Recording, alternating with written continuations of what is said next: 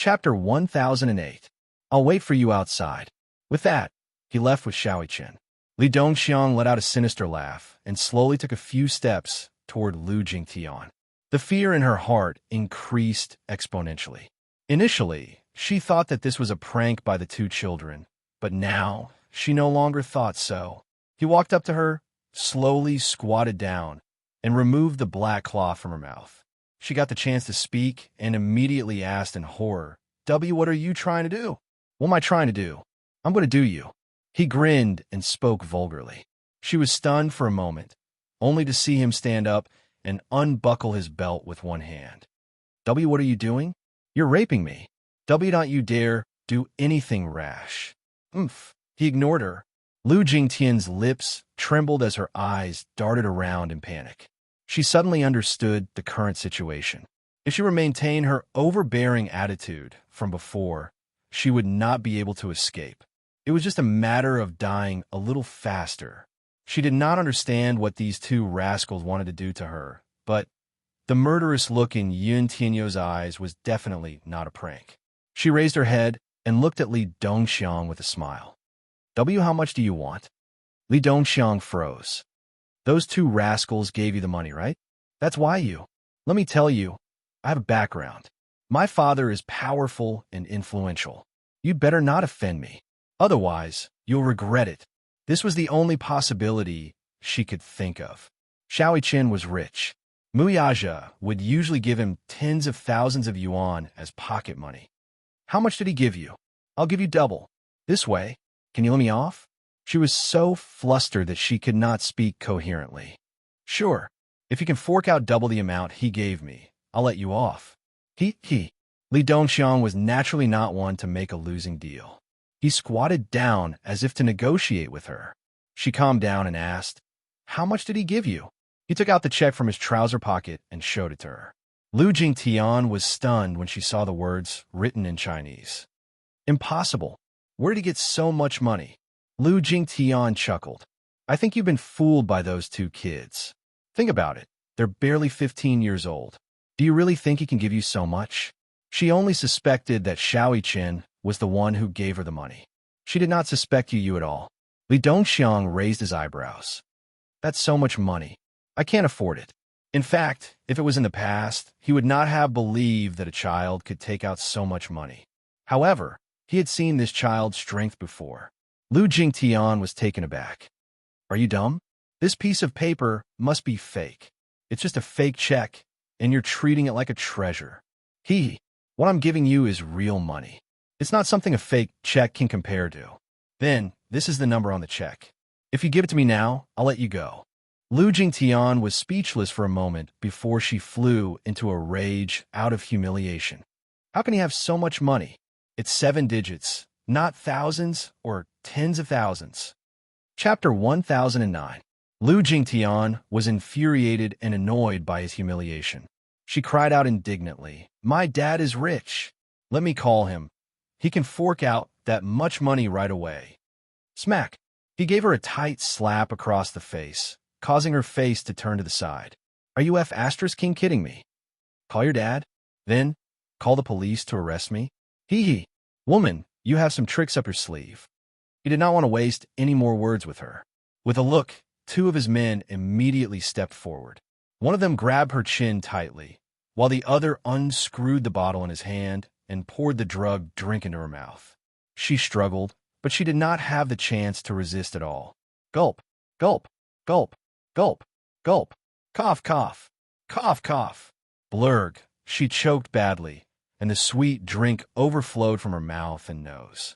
She raised her head with reddened eyes and glared at him. What did you make me drink? Don't worry. You'll find out soon enough. When the drug takes effect, the few of us won't be enough to cure you. It was the strongest drug in the black market, passion hunting powder. The drug, which was used to deal with Yin Shi, was now being used to deal with Lu Jingtian. A few minutes later, she felt dizzy all of a sudden, followed by a strange sensation coming from her body. Her body swayed slightly, and she felt her legs go limp. Not only that, a certain part of her body was acting up. She clamped her legs together and tried her best to hold it in as she perspired profusely. Her breathing suddenly quickened. The strange thing was that she had gulped down so much drink earlier, but her throat was very dry. Lu Jingtian was the spoiled and arrogant missy of a rich family. She had never seen such despicable tricks in society. Therefore, she thought that there was some kind of poison in the drink. It was only when she felt an inexplicable emptiness in her lower abdomen that she realized that the drink had been drugged. Lu Jingtian's chest heaved up and down. Under the constant stimulation of the drug, she felt a strange heat and her whole body went limp. The scenery in front of her eyes began to blur, and under a burst of dizziness, she couldn't even see Li Dongxiang's face clearly.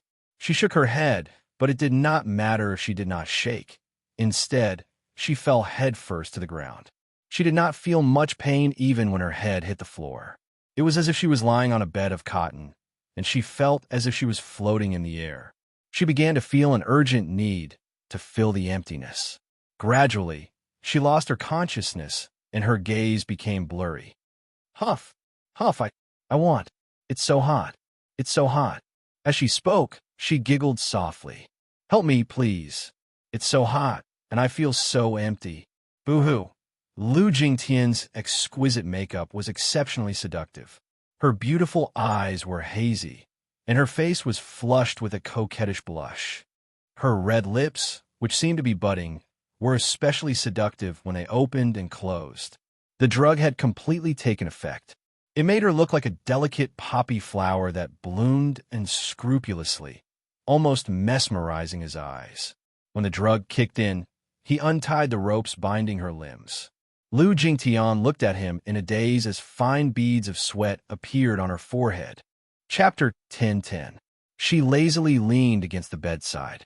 Her coquettish look made Li Dongxiang's heart beat wildly. Gulp! He swallowed hard and was stunned for a moment before he suddenly remembered what Yin Tianyu had instructed him to do. He quickly turned on the camcorder and aimed it at the woman, who was trying her best to seduce him. The men beside him also stared unblinkingly at the coquettish woman in front of them.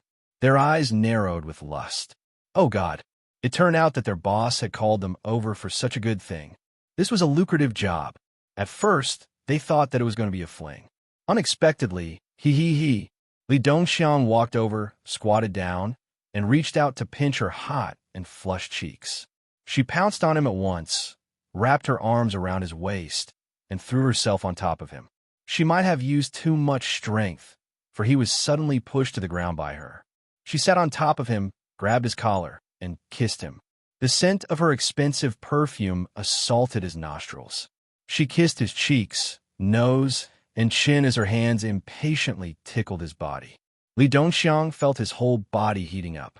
This was a blessing in disguise. It was not that he had never played with women before, but compared to this woman, it was unbearably vulgar. Lu Jingtian was not as pretty as Yin Shi, but to Li Dongxiang, she was still a first-class stunner. The young man holding the camcorder could not help but feel his hands tremble as he looked at the hot scene before him. He was inevitably distracted and did not aim the camera properly several times. A few of them even took out their phones to take pictures. Lu Jingtian had no idea what she was doing. She only felt that hugging him was not enough to relieve the raging waves in her body. She followed her primitive instincts and moved step by step. Alas, she was still young and inexperienced, so how would she know what to do? Li Dongxiang, on the other hand, was so aroused that he could not bear it. His body was burning with fire, and he completely lost his patience. With a low growl, he flipped over and took the initiative. In no time at all, he took off her clothes. The fiery scenes were all captured by the camera. The young man on the side muttered vulgarly, "This woman is really coquettish." That eye-piercing scene was driving the subordinates who were waiting at the side crazy. However, Boss hadn't finished enjoying it yet, so he naturally couldn't rush it. They had to do it one by one. In the casino, although it wasn't prime time, the 4 floors of the hall were still bustling with activity. Mixed with cheers and curses, it was an impassioned atmosphere. This was one of the biggest casinos on East Street. People often went bankrupt here overnight. Of course, there were also some lucky people who gained great wealth. However, in a casino like this, there were very few lucky people. After obtaining a huge fortune, most people would greedily throw themselves into the next battlefield with a fluke mentality. However, after a few twists and turns, they would often end up disappointed. No matter what your identity is, be it a boss or a commoner, as long as you have money, you can walk into this treasury and bet on your life. The casino was a unique, cylindrical building. The ceiling and walls were classical and magnificent, just like a luxurious palace. Chapter 10:11. However, very few people dared to place bets at this table. Hence, to sit at this table, one had to bet at least 5 million yuan, and the chips would continue to rise as the game progressed. At this moment, however, no one was paying attention to whether someone was placing bets at this table. Everyone's eyes were on a little lad in a black shirt.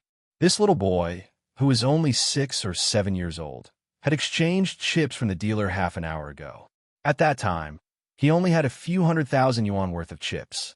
The moment he entered the gambling hall, he walked to the French roulette with ease and placed tens of thousands of yuan on it.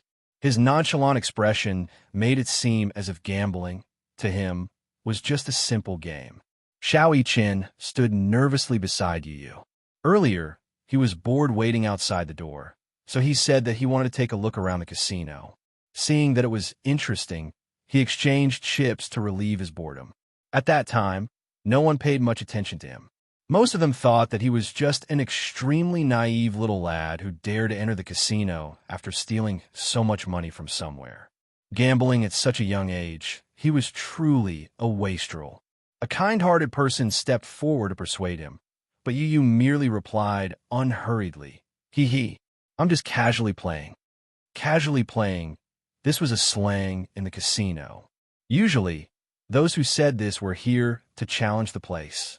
Which one of the people standing here hadn't gambled for more than 10 years? Without so many years of experience, who would dare to roll up their sleeves and roll the dice here? This little lad with a mere few 100,000 yuan, which was not even enough to open the table, dared to spout such arrogant words here. He was young and did not know the rules, yet he wanted to challenge the place? What a joke.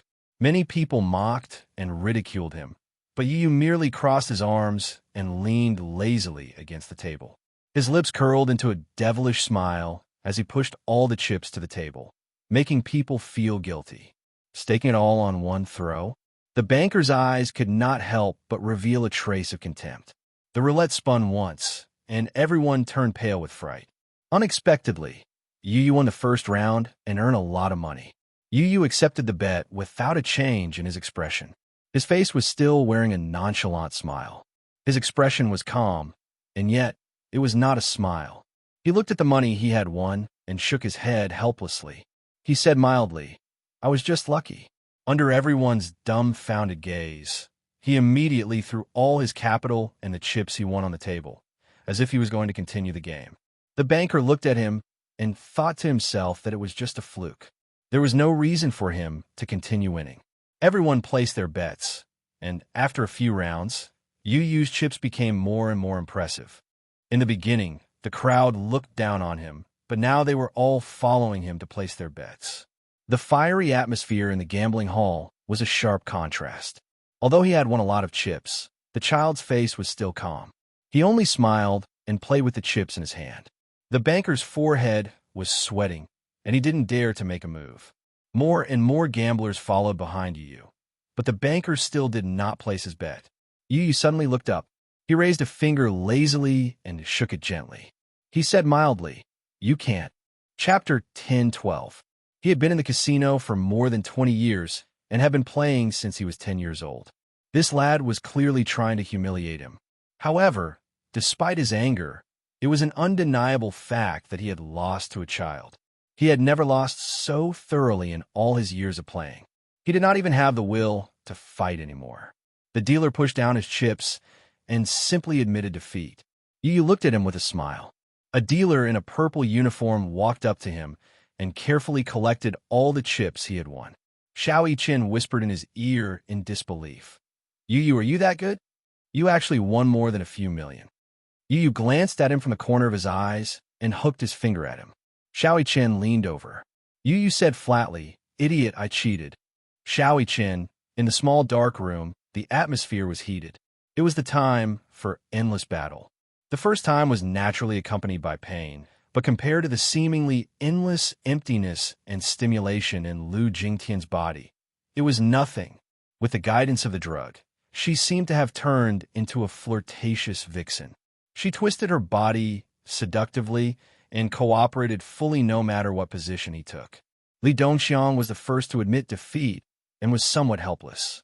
It had to be said that this drug was really very strong. Even if it was a jade maiden, it could also turn her into a slut. While he was panting, Lu Jingtian came up to him again, panting heavily. The impatience on her face showed that she had no intention of giving up. Li Dongxiang did not want to do it first, but the drug had yet to wear off, so he could not push her away no matter how hard he tried. Moreover, he had to take into account his male dignity in front of his underlings. Thus, he secretly took a pill, regained his manhood, and pounced on her anxiously. His breathing was chaotic. His breathing was disorderly. The scene was especially unbearable for a moment. The small iron bed kept shaking and creaking. Under the violent movements, it made a sinister sound. This was the rhythm of squeezing them all dry. Lu Jingtian had no idea what earth-shattering thing she was doing. Neither was she aware of the lewd expression on her face, nor was she aware of her high-pitched moans. It took a full 2 hours for the drug to wear off. 5 to 6 men took turns to do it before the drug finally wore off. Wasn't this drug too powerful? Wasn't this the rhythm of wanting to destroy him? The others were also exhausted, and the room was filled with the sound of panting. When things calmed down, Li Dongxiang felt that his waist was about to collapse. He threw himself onto the bed. His waist was sore and painful. It was simply unbearable. It seemed that this kind of thing should really be controlled. Now that his vitality was greatly damaged, it seemed that he would not be able to recuperate for 3 to 5 days. On the other side, the effects of the drug had subsided, and the fire in her body had mostly been vented. Lu Jingtian finally regained her senses, but when she saw the unbearable scene before her, she was first stunned before her face turned ghastly pale. What happened? Without waiting for her to react, a scream escaped from her throat. You guys. She held her face and screamed continuously. Suddenly, she realized that she was naked. Looking down, she realized that she was completely naked. This frightened her even more. Chapter 10:13. Only then did she realize with a start that she had lost her virginity. Oh God, what's going on? She wanted to scream, but she was too frightened to do so. She blinked her eyes, and large droplets of tears rolled down her cheeks at once. What's going on? She hurriedly grabbed a piece of clothing from the side. She did not care whose it was, as long as it could at least cover her body. She was so frightened that her body kept retreating backward. Her pale face suddenly turned purple as her lips trembled uncontrollably. Humiliation. She felt a bone-chilling humiliation. She came from a well-to-do family, and her upbringing was very strict. Therefore, even when she grew up, she was like other girls who liked to play and make friends, but she always stuck to her bottom line. Her father taught her that a girl's chastity was the most important thing. But now, everything had been destroyed. She had actually lost her virginity to this group of ruffians at the bottom of society. Lu Jingtian's whole body trembled as she kept sizing up Li Dongxiang, who was sitting at the side and panting heavily. Her heart sank to the bottom of the valley. Women always had many beautiful fantasies about their first time. Alas, she would never have thought that her first time would be cruelly sullied by these ruffians in front of her. Looking at Li Dongxiang, looking at his dark skin, ugly and ferocious appearance, his body full of fat, and especially that fat and oily big belly, she was even more disgusted. At this moment, her face was as contorted as it could be. She bit her lower lip angrily, and the humiliation was so deep that it bled. ***, you bunch of beasts. Shameless. Scumbag. Lu Jingtian cursed the moment she opened her mouth, using the most insulting words she could think of. Smack. Li Dongxiang gave her a slap. Slut. Who was the one who stuck to me just now? What's the point of being AB***TCH? D***. Shameless, he scolded. She held her burning cheek aggrievedly. Her eyes were red and swollen, and they were bloodshot as she glared at them hatefully. If you didn't use any underhanded means, do you think I'd be interested in you? All you look like pigs. Shameless. B***tch. Lu Jingtian seemed to have lost her rationality as she let loose a torrent of abuse. Lu Jingtian scrambled to put on her clothes. Looking at the bruises all over her body, she was in a sorry state. She suddenly couldn't hold it in any longer and broke down in tears. She covered her face and deeply felt that she had no face to see anyone. Woo-woo, you bunch of beast scum. I hate you. I hate you to death. The door suddenly opened. Yun Tianyu and Xiao Chen walked in. Everyone in the room had put on their clothes, and the scene seemed calm. However, from the redness on their faces and the lingering charm in the air, Yun Tianyu knew that they had just experienced an intense battle. He laughed, but his expression was cold. Have you enjoyed yourself to your heart's content? Asked the boy in a calm and unhurried tone. Have you had enough fun? This brat. Chapter 10:14. It has nothing to do with my mommy. Xiao Chen coldly snorted. Bad woman, you're the one who bullied my mommy first. We're just returning the favor. Lu Jingtian only felt embarrassed and ashamed. But more than that, she flew into a rage out of humiliation. Yu Yu's cold and mocking gaze almost drove her crazy. She completely lost her rationality. If she could, she really wanted to strangle him and tear his hateful face apart. She really couldn't wait to make these two brats disappear from her sight. B***SD**RD. She rolled off the bed and pounced on Yun Tianyu. Yun Tianyu, however, did not move. He was not afraid of this crazy woman at all.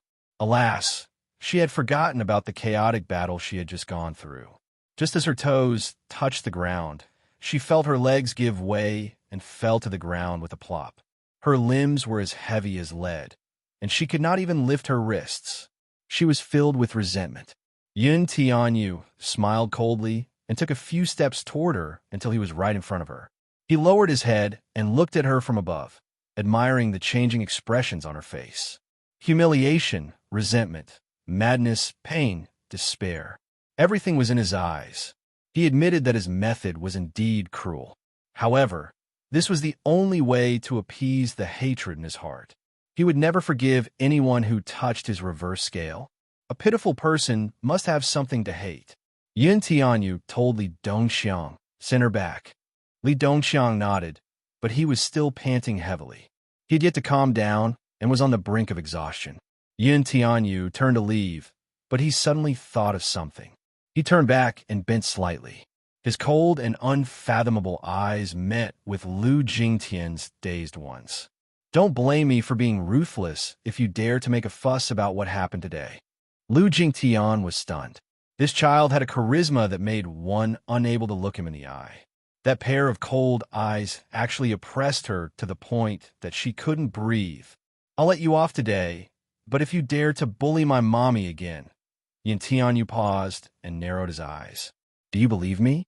With just a word from me, the entire Lu clan will die without a burial ground overnight. Do you believe it? With just a word from me, the entire Lu clan will die without a burial ground overnight. These extremely bold words seemed to come from the mouth of an emperor who could summon the wind and summon the rain. Lu Jingtian's mouth was agape, but even after the two left, she still could not regain her senses. The fear in his heart was suddenly magnified. Lu residence. By the time she hailed a cab back to the Lu residence, it was almost dawn. She held back her tears and tightly clenched her fists. No matter how hard she tried to suppress herself, her shoulders couldn't stop trembling. She felt like a mermaid. Every step she took felt like she was walking on the edge of a sword. It was unbearably painful. She walked to the door and slowly pushed it open, only to be greeted by a brightly lit room. She was stunned and stood rooted to the ground. She saw Lu Bushing sitting on the sofa in the spacious living room. It seemed that he had been waiting for a long time. She was stunned for a few seconds. When she came to her senses, she quickly lowered her head and hurried upstairs. Stop right there. Lu Bushing bellowed majestically. Chapter 10:15. She shuddered and turned around with trembling lips. Pursing her lips, she did not bother to raise her head and only called out, "Dad." Usually, when she returned home late, her father would be long asleep. Why did she have to bump into him tonight? He asked coldly, "It's so late. Where did you go? Why are you only back now? Do you still know that this house exists?" She felt countless grievances and despair choking her throat, making it difficult for her to speak. She once again recalled what had happened tonight, which made her feel extremely humiliated. The tearing pain deep in her body reminded her of the shame and anger she felt. Resisting the urge to break down, she said in a muffled voice, "I went out to play." She did not want anyone to know about this. Even her closest family did not want them to know about it. She was utterly disgraced. She was too ashamed to face anyone. If her father were to know that she had given her virginity to a group of unknown hooligans, he would be so angry that he would kill her. It was simply a nightmare. It was a stain that she could not erase no matter how hard she tried. "You went to the bar again." Lu Bushing snorted, clearly extremely dissatisfied.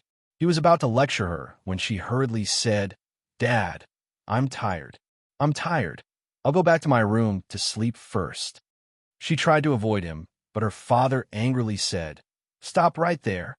Did I allow you to leave?" She stood there awkwardly, sweating profusely from anxiety. "You want to leave before I'm done talking? Is this how you treat your elders? What time is it now? You only came back from playing. Do you still have this house in your eyes?" As he lectured her, he said, "What are you waiting for?" It was clear that he was going to lecture her. How could she face him in her current state, though? She gritted her teeth and stayed where she was. Lu Bushing was even angrier. "What? I told you to come over. Why aren't you moving? Have you grown wings after being a year older? What are you waiting for?"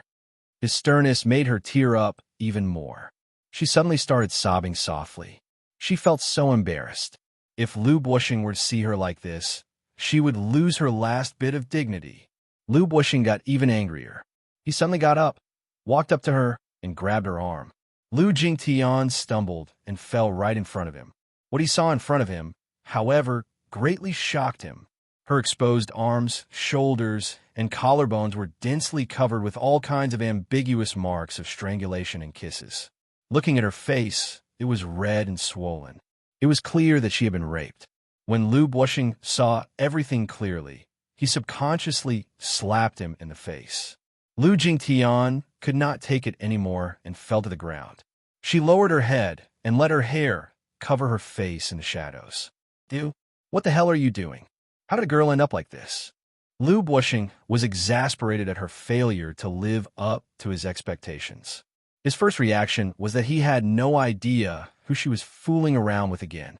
Lu Bushing had high expectations for her, and he had always hoped that she could marry into a prestigious family. Prestigious families valued a girl's innocence the most. The way she was acting really disappointed him. Lu Bushing's rage made her feel ashamed and aggrieved. She held her face as her lips trembled. Large droplets of tears rolled down her pale cheeks, making one's heart ache for her. Chapter 10:16. Lu Bushing's rage made her feel ashamed and aggrieved. She held her face as her lips trembled. Large droplets of tears rolled down her pale face, making one's heart ache for her. Lu Bushing's heart ached as he looked at her haggard and disheveled appearance. He reached out to help her up, but she avoided his advances. She avoided his action, though. Suppressing her grievances, she got up from the floor and ran upstairs without looking back. Bang! The door was slammed shut. Lu Bushing lowered his head to look at his burning palm. He had used a lot of strength in his anger earlier. In a moment of anger, he had given her a slap. Now, he was filled with regret. Lu Bushing went upstairs to Lu Jingtian's room, only to hear her sobbing. Worried, he knocked on the door, but the crying stopped abruptly. Tian, it's Daddy's fault. I shouldn't have hit you. Open the door and tell Daddy what's going on, okay? Don't bother about me. Go away, just go away, she cried. Lu Bushing furrowed his brows, his heart burning with anxiety. Alas, she did not mention it to him at all. He sighed. Since it had already happened, there was no point in pursuing how it happened. He would properly interrogate her about this matter after she calmed down a little. Lu Buoxing's footsteps gradually faded away. Only then did Lu Jingtian burst into tears. She walked into the bathroom and scrubbed her body over and over again. However, no matter how many times she used the shower gel and scrubbed her body vigorously, as if trying to scrape off a layer of skin, she still felt that her body was so dirty that it could not be washed clean. Thus, she hugged her body and squatted in the bathtub, crying helplessly. She thought that this matter would be over just like that. However, the next day, something unexpected happened. Lu Jingtian was still asleep in the morning. She came home late, took a shower, and cried under the blanket for a long time before she finally fell asleep. It was a call from Song Enya that woke her up. "Where's Jingtian? Where are you now?" Lu Jingtian was baffled by his question. She was still groggy from sleep, so she hoarsely replied, "I'm at home. You're still sleeping." Song Enya was dumbfounded. She was still sleeping like nothing had happened, even after such a big thing had happened. Lu Jingtian was even more confused now. "I slept very late last night." "Enya, what's wrong? From your tone, it sounds like something bad has happened." "You better take a look at Weibo yourself." I only just found out. Hurry and take a look."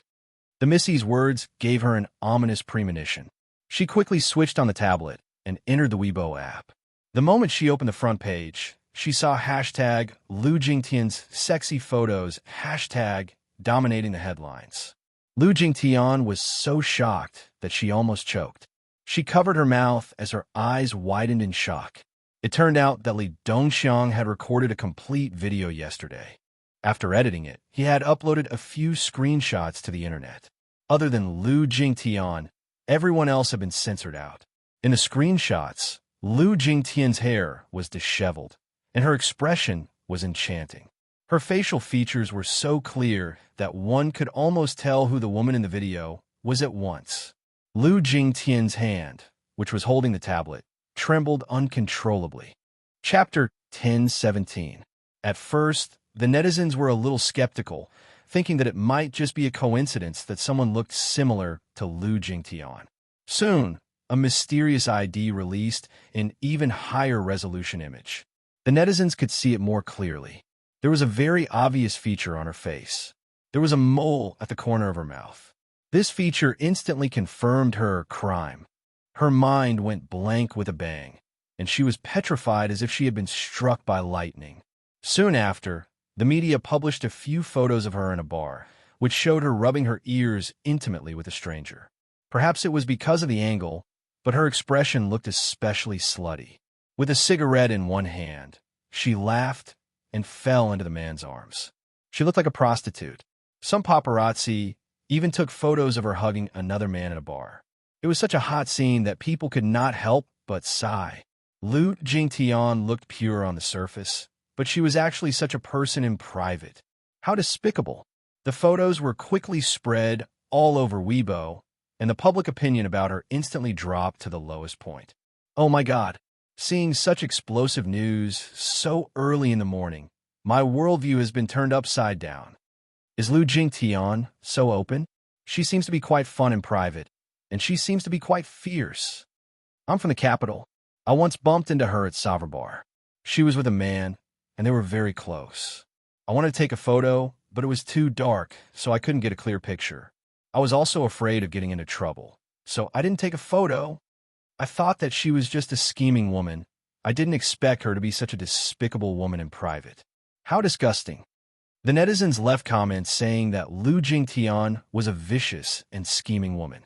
They had never seen such a shameless female celebrity before. The mysterious ID seemed to have left her some leeway by not releasing the video. Lu Jingtian was petrified and did not react for a long time. This time, she had fallen into a state of eternal damnation. All the public opinion was overwhelmingly accusing her of it. Lu Jingtian could not help but recall her private diary on a personal blog. Harboring hatred for Yun Shishir, she wrote in the diary, "If there's a chance, I must let Yun Shishir, that be asterisk to sich, have a taste of humiliation. First, drug her, then throw her to 5 hooligans. Finally, I'll record the whole process and post it online.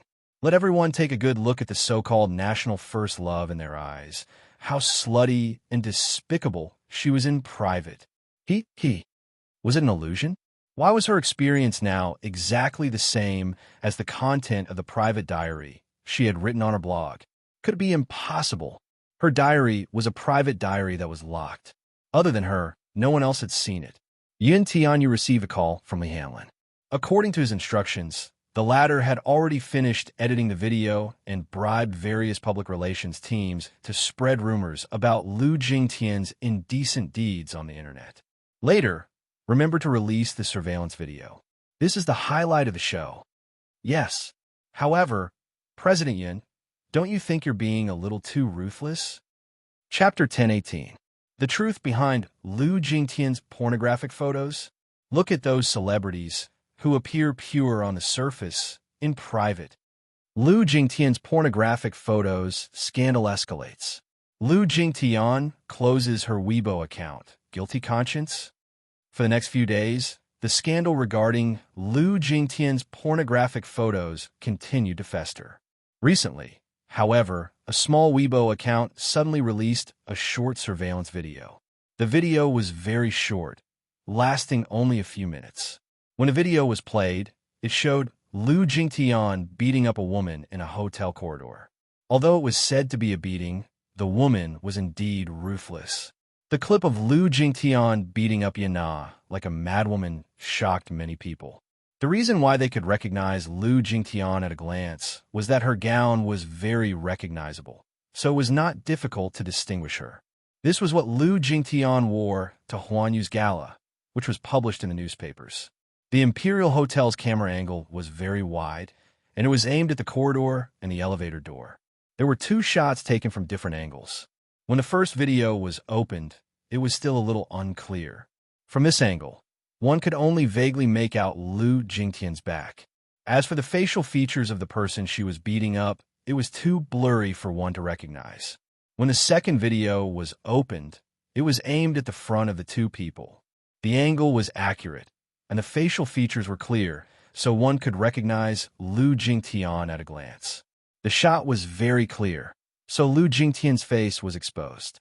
As soon as the video was released, it quickly attracted countless shares and views.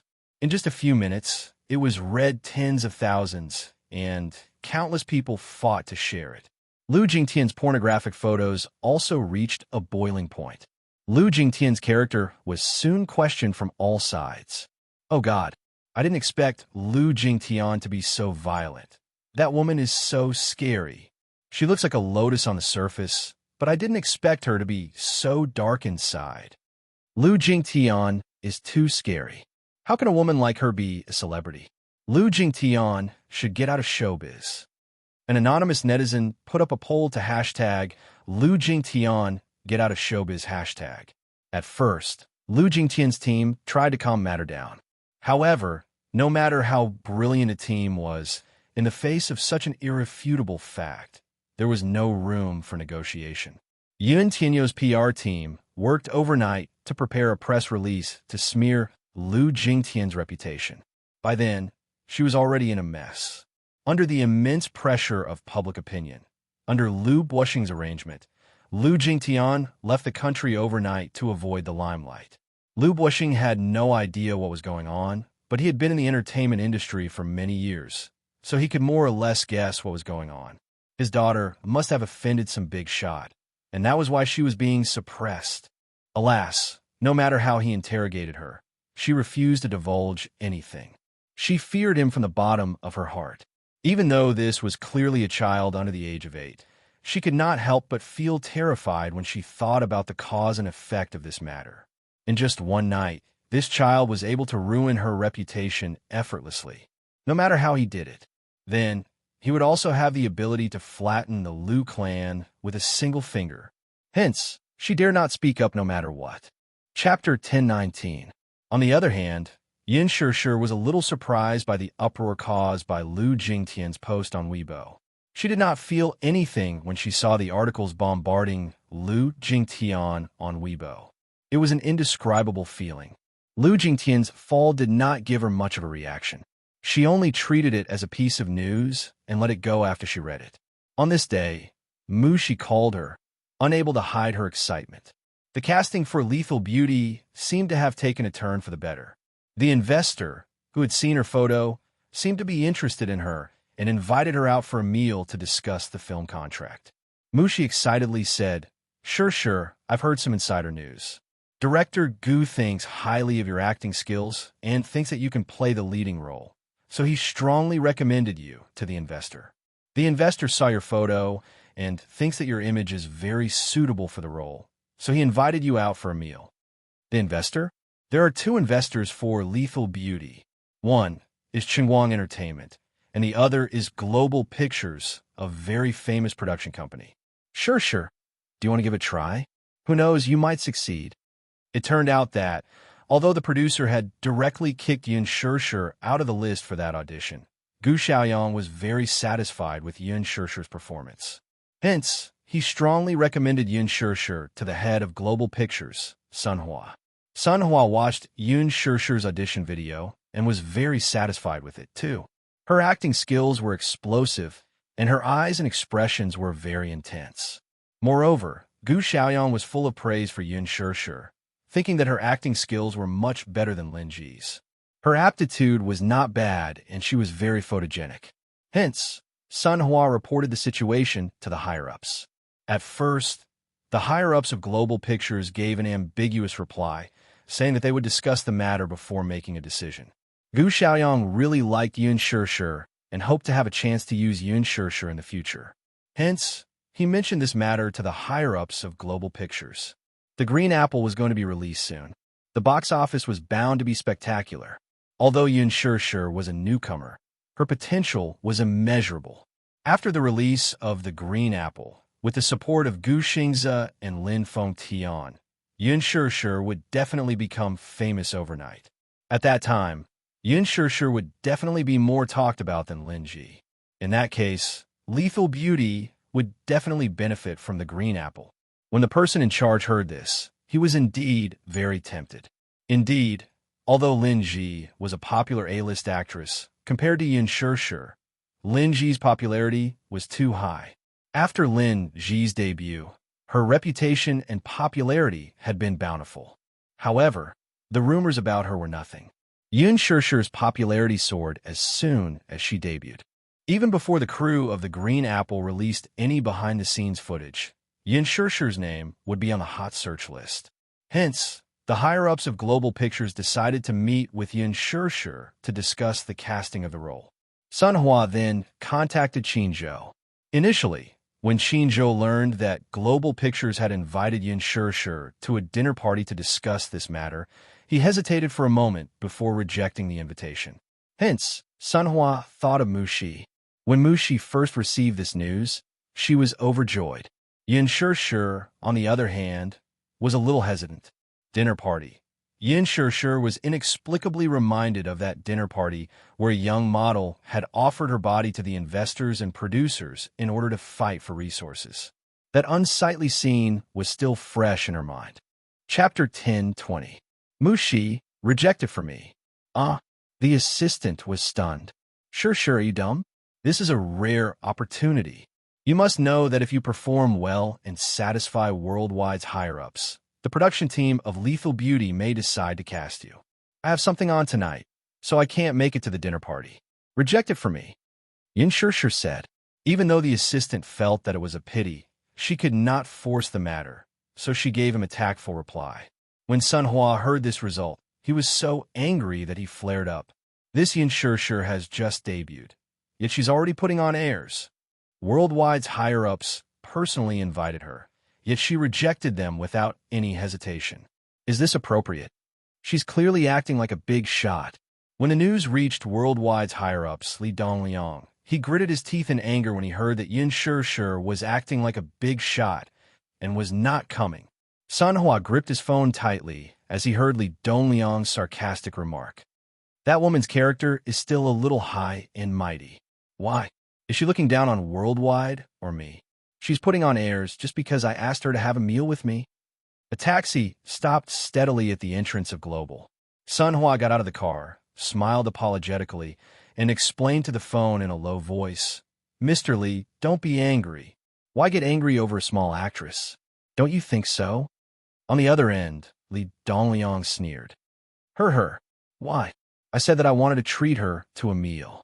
Isn't that because I think highly of her? I've been in the industry for so many years, but I've never heard of such an actress. Oomph. This Yin Shi is a little arrogant. I think she's just looking down on me.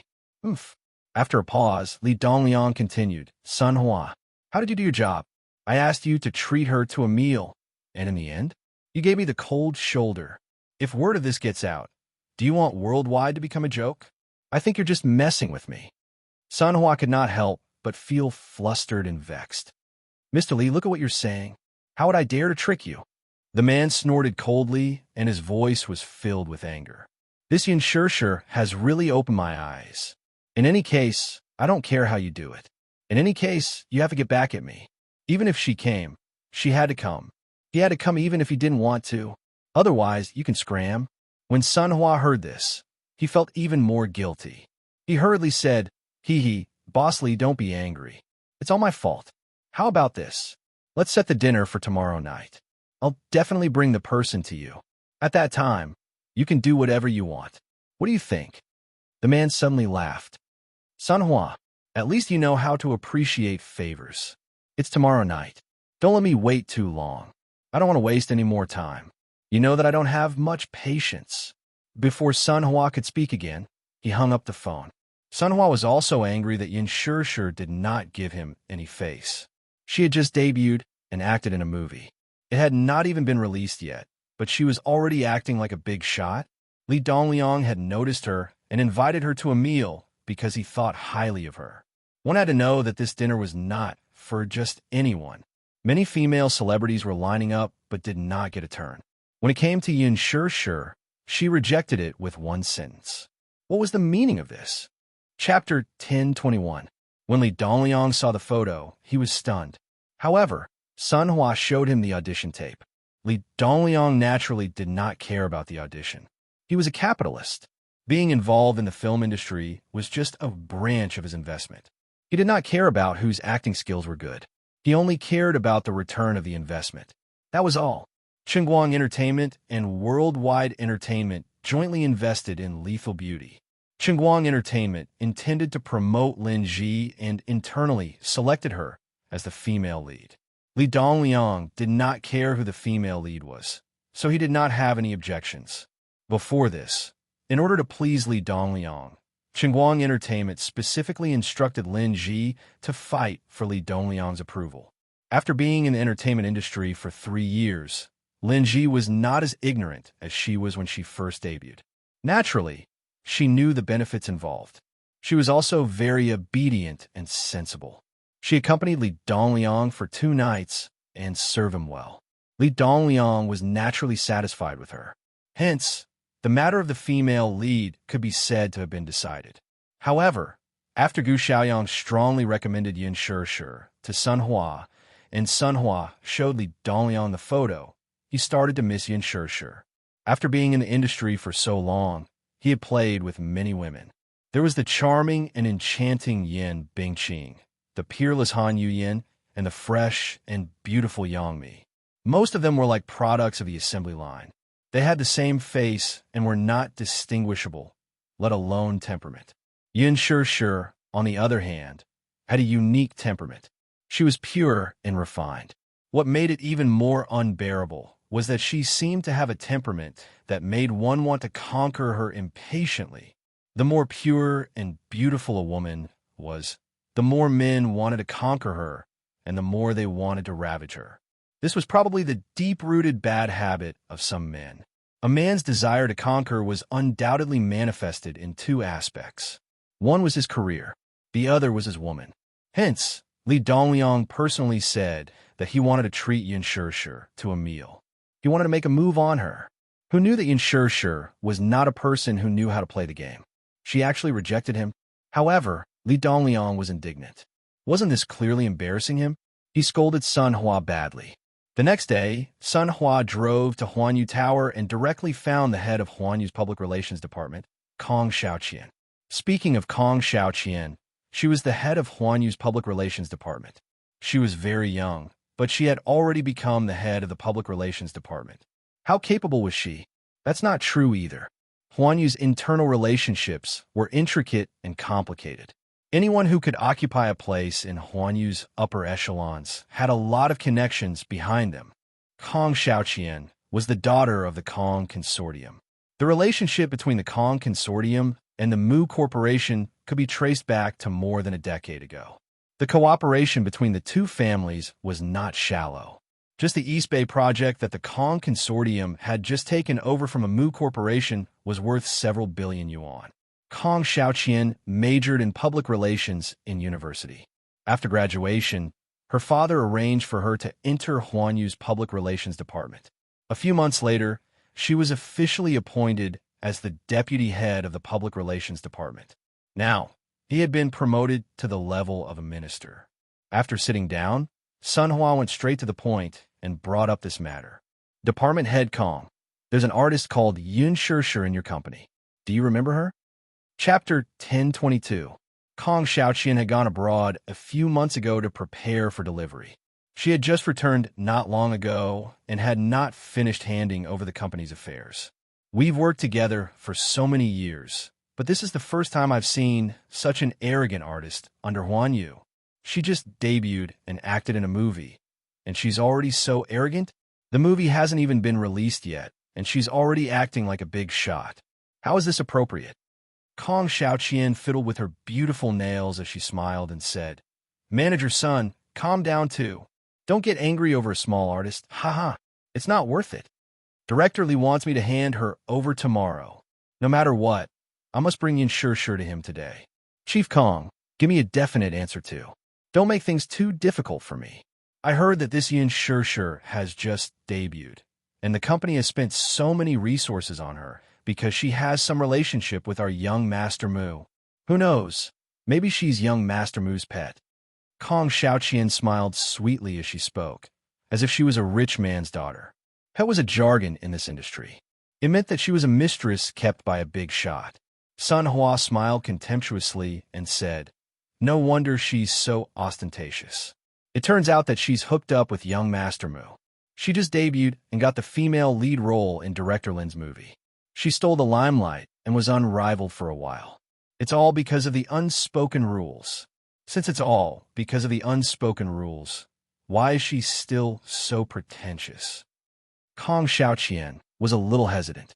She couldn't figure out the relationship between Yun Shishir and Mu Yaja. Everyone said that she and young Master Mu had a close relationship, but to what extent? She didn't know. Sun Hua smiled faintly and asked word by word, Chief Kong, are you afraid that you won't dare to touch Yin Shishir because she's young Master Mu's woman?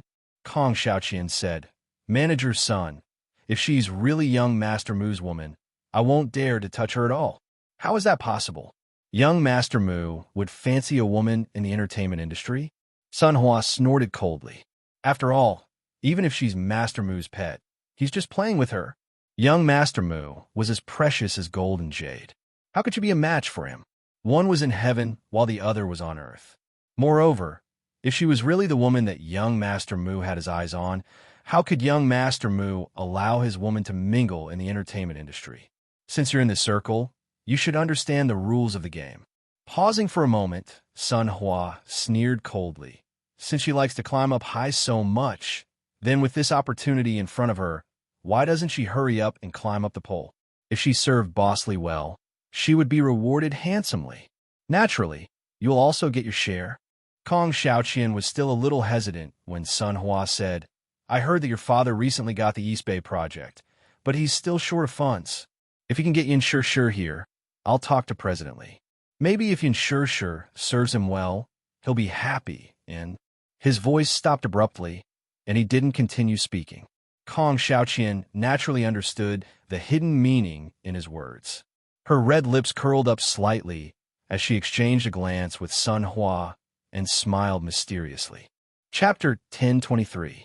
In the past, whenever her eyelids started twitching, it was always a bad sign. Qin Zhou had something to attend to.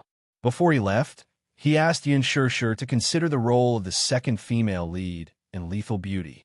If she accepted the role, he would help her settle it.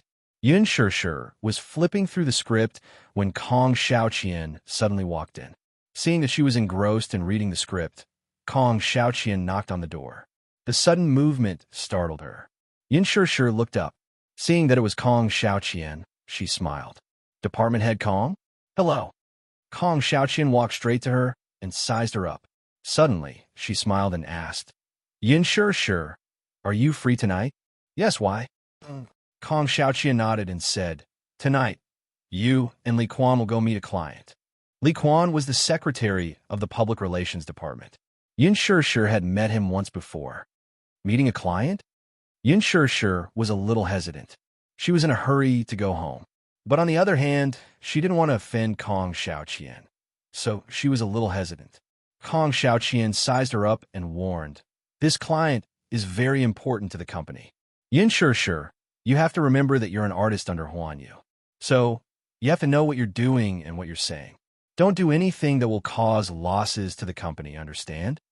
Kong Xiaoqian said meaningfully. Suddenly, she smiled strangely and said, "That's good. This is a rare opportunity for you to train." Yin Shirshir hesitated for a moment, then smiled and nodded. "Yes, I understand." She suddenly asked, "Department head, what kind of client is it?" "An investor. I heard that he thinks highly of you and wants you to act in a movie he's investing in. Go and have a good talk with him." "Oh." She tidied up the script and locked it in the drawer. Then, she left with Li Quan, who was waiting at the door. Li Quan obviously didn't expect that Yin Shirshir would be attending the social event with him this time. He was a little stunned for a moment. He had met her face to face a few times. She was beautiful, smart, and very polite. She had just stepped into society, and her whole person was as white and clean as a piece of white paper. Even a drop of ink stain on her would be so dazzling. In his heart, he suddenly felt a little regretful. He looked at Yin Shirshir and guessed a thing or two. It was a common occurrence to give away women in the Vanity Fair. In the past, he often brought artists to social events. Many female artists were beautiful and smart. Not only did they have a glib tongue, but they also knew how to please men. In order to climb up the social ladder, they were willing to suffer any kind of loss. Li Dongliang was a sly old fox with a bad reputation. He was greedy for beauty and had toyed with many artists. He had toyed with both men and women. He even toyed with little fresh meats and was quite fierce. The so-called discussions about scripts and movie contracts, in the end, were all about the bed. Sleep with him for a few nights. This was how resources came about. When Li Quan saw Yin Shirshir's pure and clear smile, he felt indignant. But he couldn't bear to see her like this. She wasn't scheming at all. She probably didn't expect that Kong Xiaoqian was pushing her into the fire pit. Yin Shirshir was only in her 20s. Li Dongliang was ruthless and liked to take advantage of young women. He also liked to play with women. How could Yin Shirshir withstand his ravaging? Kong Xiaoqian was really ruthless. However, Li Quan only thought about it in his heart. Kong Xiaoqian's status was not ordinary now. How could he dare to go against her? Chapter 1024. The interests involved in this matter were too deep, so he dared not interfere. When Yin Shirshir left the company with Li Quan, the latter went to get his car and asked her to wait for him at the entrance. Thus, she gave Yu a call while she was at it. He did not pick up her 2 calls, and it was only on her 3rd call that he finally picked up. Yu's voice sounded tired and hoarse. "Hello."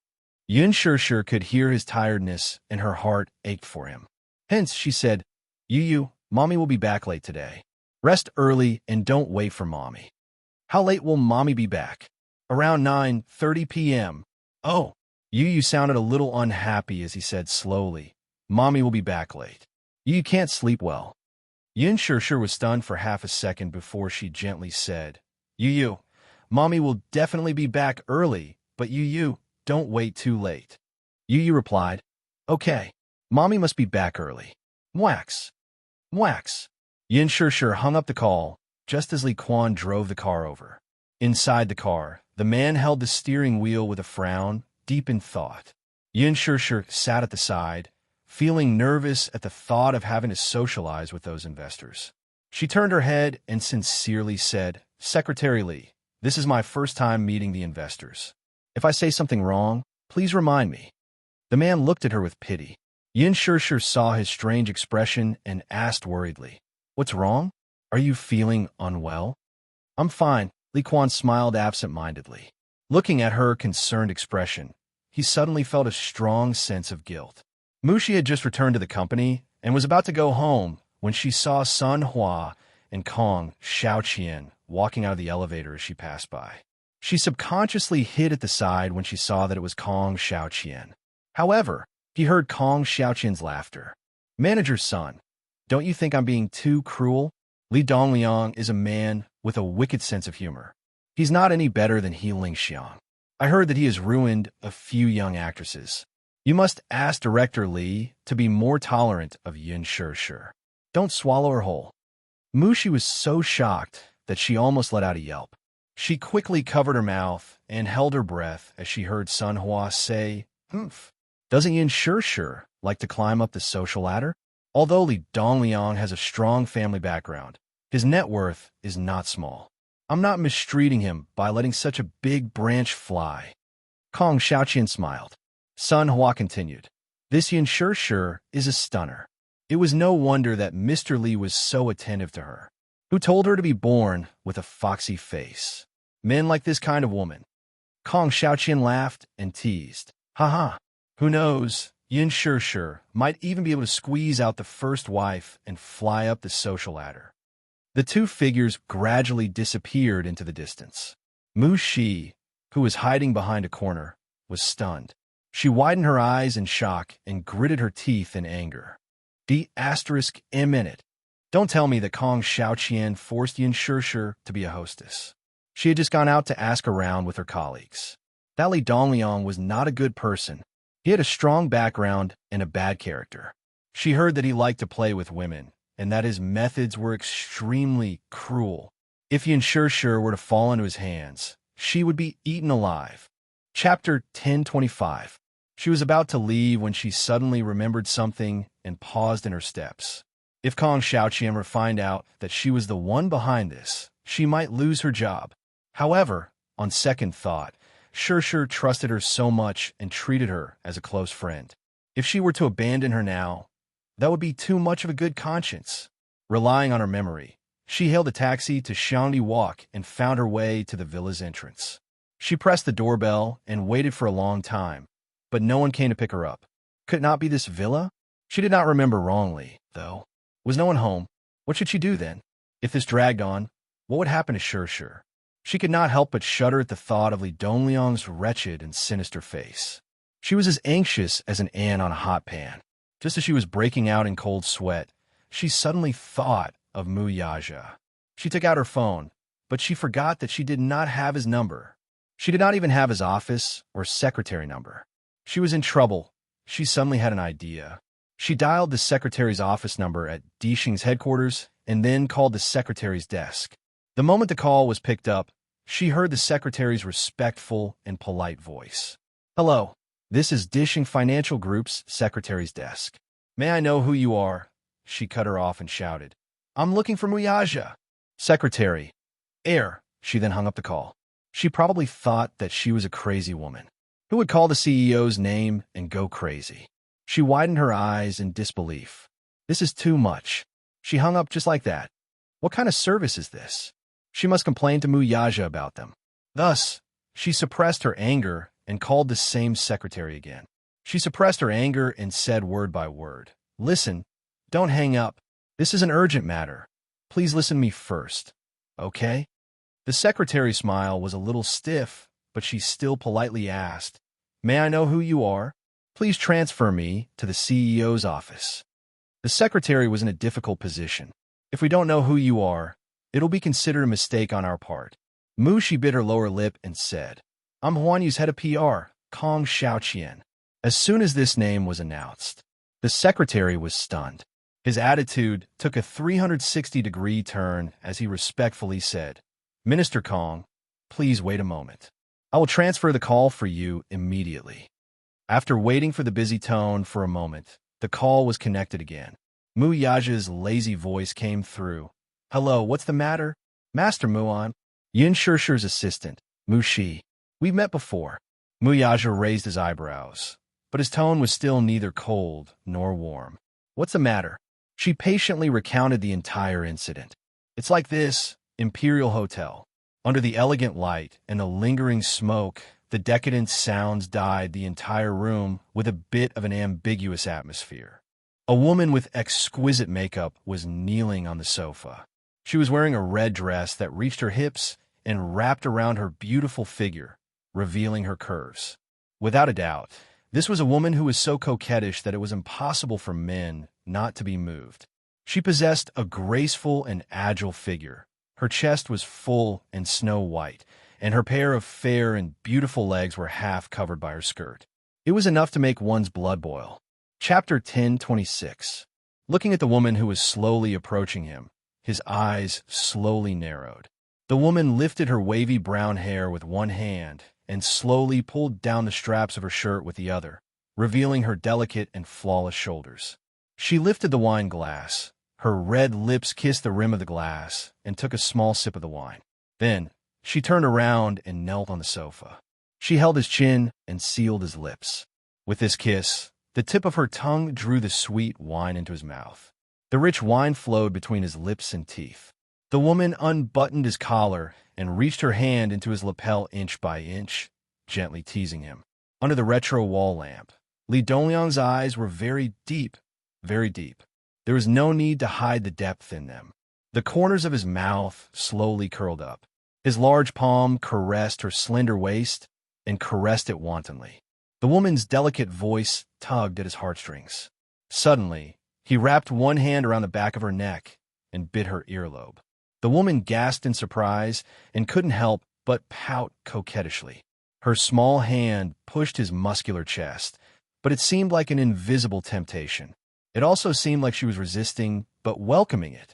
Just when the atmosphere was at its most intimate, someone knocked on the door carefully. Li Quan walked in with Yin Shishi. Seeing such a hot scene in the private room, Yin Shishi was shocked and thought that she had walked into the wrong room. It wasn't until Li Quan gave a simple introduction that Yin Shishi realized that she had been ruthlessly sold by Kong Xiaoqian. What did she mean by meeting the investor, Li Dongliang? Wasn't he the executive from Universal Pictures who had asked to meet her 2 days ago? Could it be a Hongmen banquet? However, since she was already here, she might as well take things as they came. Li Dongliang narrowed his eyes and sized up Yin Shishi.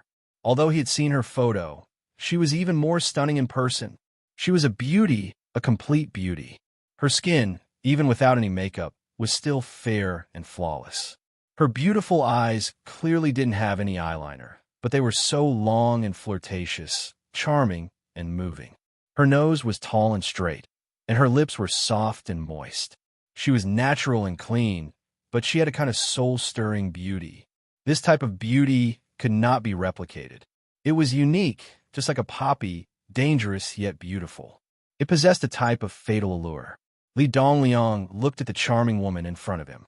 He gently lifted her chin and looked at the delicate makeup on her face. She was a new artiste signed by Haina Entertainment Company.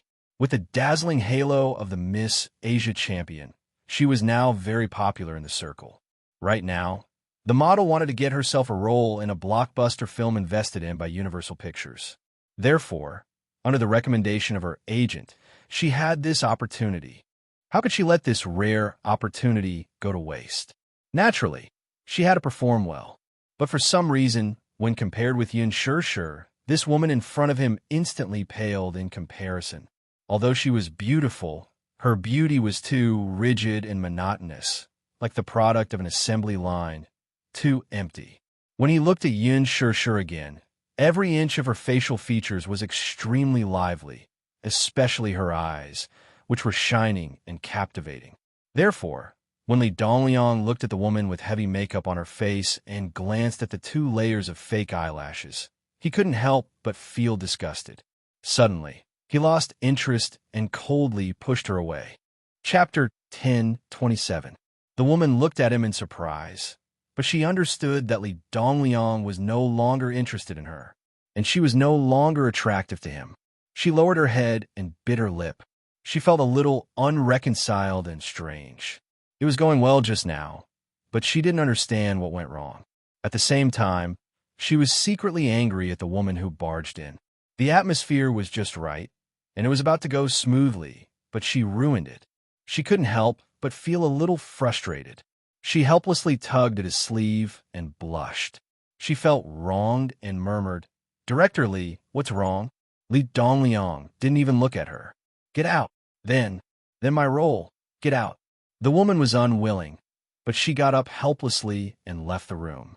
Yun Shirshir sat a little cautiously in her seat, occasionally glancing at Li Dongliang, who was sitting in the main seat. From the moment she entered the room, this man had been looking at her from top to bottom with a very strange gaze.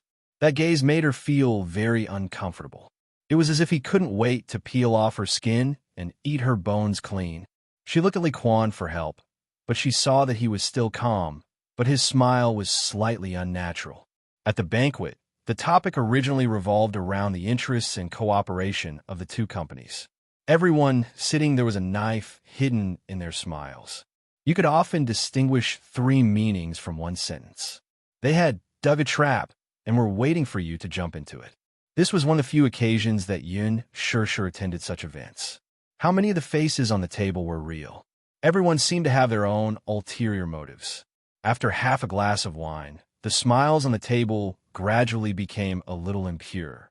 They began to talk about things that Yun Shirshir had never heard of, such as how much a certain female star was paid for a night, or a certain socialite being kept as a mistress. Li Dongliang was even more slovenly when he opened his mouth. He said boldly, "Don't look at those female stars on TV. Who knows which sugar daddy they are having sex with in the middle of the night? Huh, that's all on the surface. But in reality, it's all dirty. Do you know that song queen from Hong Kong? Do you know why Yang Shouqing wants to support her?" Everyone was all ears. Li Dongliang snorted coldly. First, this woman and Yang Shouqing's 8 characters are compatible. Secondly, Yang Shouqing brought the 3 women to a dinner party and pointed to a pot of spring rolls on the table. He said that if anyone could break a spring roll on the plate with their legs, he would promote that person to a higher position. Hee. Later on, when she became famous, we all secretly called her Spring Rolls. Everyone was speechless. What a bad taste. Yun Shirshir, on the other hand, was confused. She did not understand what Li Dongliang meant by clipping it off with your lower body. However, when he looked around again, he saw that everyone was secretly laughing in tacit understanding. He felt extremely uncomfortable in his heart. This is really a bad taste, but it sounds quite interesting. Another producer laughed. In terms of bad taste, who can compare to He Ling? What do you mean? Chapter 1028. Huh, isn't that so? I played with Lin Haiyu before. She's boring. Li Dongliang frowned and pretended to be serious. But that young master is so infatuated with that Lin Haiyu. He wants her no matter what.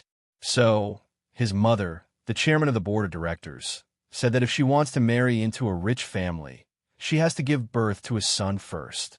But Lin Haiyu's stomach is disappointing. She hasn't given birth yet. Huh, what do you know? The producer laughed. She can't give birth at all. She was played by those sugar daddies in the past. I heard that there was once a ridiculous incident. Tell me about it, Li Dongliang said with interest.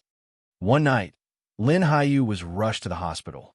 Apparently, the 3 of them were having a threesome with a director and a sugar daddy. I don't know how the 3 of them came up with the idea of stuffing a billiard ball in her lower body, so she couldn't take it out, Lin Haiyu said. That night, Lin Haiyu was sent to the hospital in a hurry. It was He Lingxiang's doing. Everyone thought that it was ridiculous and amusing at the same time, and they all laughed. Yun Shirshir was the only one who sat stiffly in her seat. Her face was a little pale. What the hell is going on? Li Dongliang laughed. He's still being merciful. He Lingxiang has played with many young models before. Yun Shirshir found these topics unpleasant. Gradually, she felt that she couldn't sit still, but she couldn't leave without permission. She didn't know how long it would take for this ridiculous banquet to end. She carefully tugged at Li Quan's sleeve, but the latter ignored her. Li Dongliang obviously noticed her little movement. He squinted his eyes and looked at her flustered face. He suddenly remembered Kong Xiaoqian's phone call before the banquet. Kong Xiaoqian said that the woman was a gift that she had specially sent to him as a filial piety. She asked him to have fun and play with her as he pleased. However, she was Qinzhou's artist after all. She was afraid that it would be difficult to explain. She also mentioned a shortage of funds for the East Bay project. Naturally, Li Dongliang agreed. Kong Xiaoqian was overjoyed. She told him to have fun and hung up the phone happily. Li Dongliang was a capitalist. Naturally, he would not invest in a loss-making project for a woman. The East Bay project was won by the Mu Consortium and handed over to the Kong Consortium. Naturally, it was a golden resource that was guaranteed to be profitable. Li Dongliang glanced at Yin Shishir meaningfully. This woman was truly a stunner. Her appearance was delicate and beautiful, and her temperament was pure. What was even rarer was he furrowed his brows. This woman in front of him actually bore some resemblance to Qingqing. Speaking of this Li Dongliang, he was also one of Qingqing's many admirers back then. At that time, Qingqing's status in Beijing was similar to the status of Meng Lina in Asia. He had many admirers. Li Dongliang was naturally one of them. But speaking of Qingqing, he had both love and hate. Love was natural. Since ancient times, a gentle and graceful woman was a good match for a gentleman. Although Li Dongliang was not a gentleman, he hated Qingqing for being too aloof and arrogant. She was as beautiful as a blooming rose, but her entire body was covered in sharp thorns. With just a touch, one would be covered in wounds and could only be admired from afar. Chapter 10:29. However, this rose did not lack followers like him. She was like a moon surrounded by stars. However, Mo Qingqing's personality was too prideful. Because of this, she didn't even bother to look at him. This caused Li Dongliang to feel bitter. At that time, he was just the boss of a small company. He was not rich and did not have the ability to compete with those big bosses of the upper class. However, when he was successful in his business, Qingqing suddenly disappeared from Capital City. There was no news about her. Although the beauty of this girl before him couldn't be compared to Qingqing back then, her facial features and her charm were 70 to 80% similar to Qingqing. If she dressed up, they would be exactly the same. From the first time he saw her, if it wasn't for their age difference, he would have thought that this woman in front of him was Qingqing. It was common for business to send women as gifts. In this day and age, how many companies had a clean public relations department? Since it was Kong Xiaoqian who sent this woman to him, he did not need to pretend to be polite. He was very satisfied with this woman. Looking at her young face and thinking about her seductive posture in bed, he could not help but feel a little aroused. If it wasn't for his face, he really wanted to hastily end this boring banquet and bring this charming little woman along to have some fun. However, this woman did not seem to give him any face. She did not even touch the wine in front of her. No matter how he tried to persuade her, she refused again and again, claiming that she could not drink. Hee, this must be a joke. She could not drink. The entertainment industry was half of Vanity Fair. She said that she could not drink. It seemed that this woman wanted to avoid it.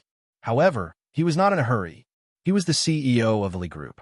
What woman could he not handle? These women were only interested in money and power. Give them some benefits, and they would get it. It was nothing more than checks, villas, luxury cars, jewelry. Women loved nothing more than these. He was not the same as before. With his wealth, there was nothing that she could not satisfy. Thinking of this, he smiled and asked, "Miss Yin, can you sing?" "No." Yin Shishir forced a smile. She thought to herself, "Do I have to report to you if I can sing? It's none of your business. Also, when will this drinking party end?" Li Dongliang saw that she was absent-minded and filled his glass to the brim. He raised his goblet at her and smiled.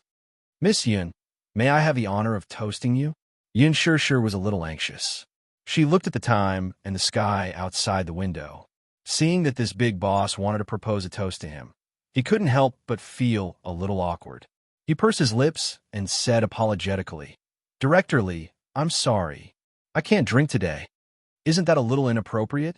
Li Dongliang was a little dissatisfied in his heart. This little woman didn't even give him face. He squinted his eyes and rebuked, "You should at least have a drink." Don't ruin everyone's mood. How can there be no reason not to drink at the table? Yin Shishir was extremely embarrassed. This Li Dongliang had put it this way. If she didn't drink it, she wouldn't be giving him face. Chapter 10:30. She really couldn't drink.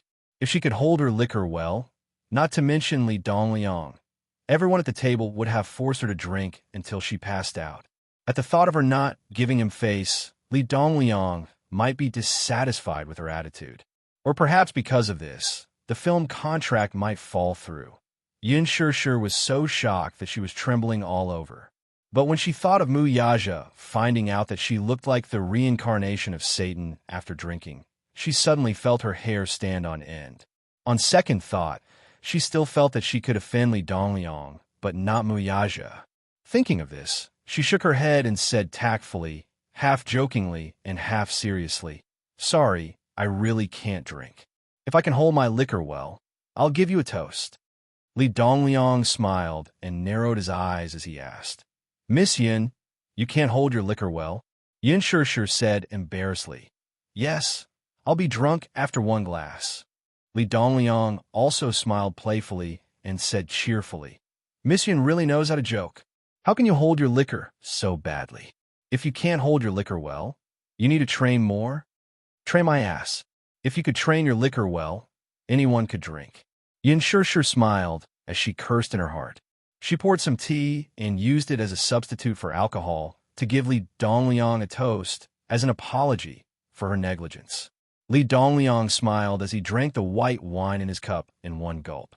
His lips curled into a meaningful smile. The show had just begun. At the table, Li Dongliang didn't mention a word about the film contract for Lethal Beauty. This wasn't something he could bring up with his status. When it came to roles, actors had to fight for it themselves. Yin Shishir didn't have the slightest intention of begging him. Li Dongliang couldn't help but feel embarrassed. Hence, he made a call and called Lin Ji over. Once Lin Ji entered the private room, she first looked around and respectfully greeted the few bosses and producers present. Once she saw Yin Shishir, she was full of doubts and silently suspected that this Yin Shishir was not here to snatch the role from her, right?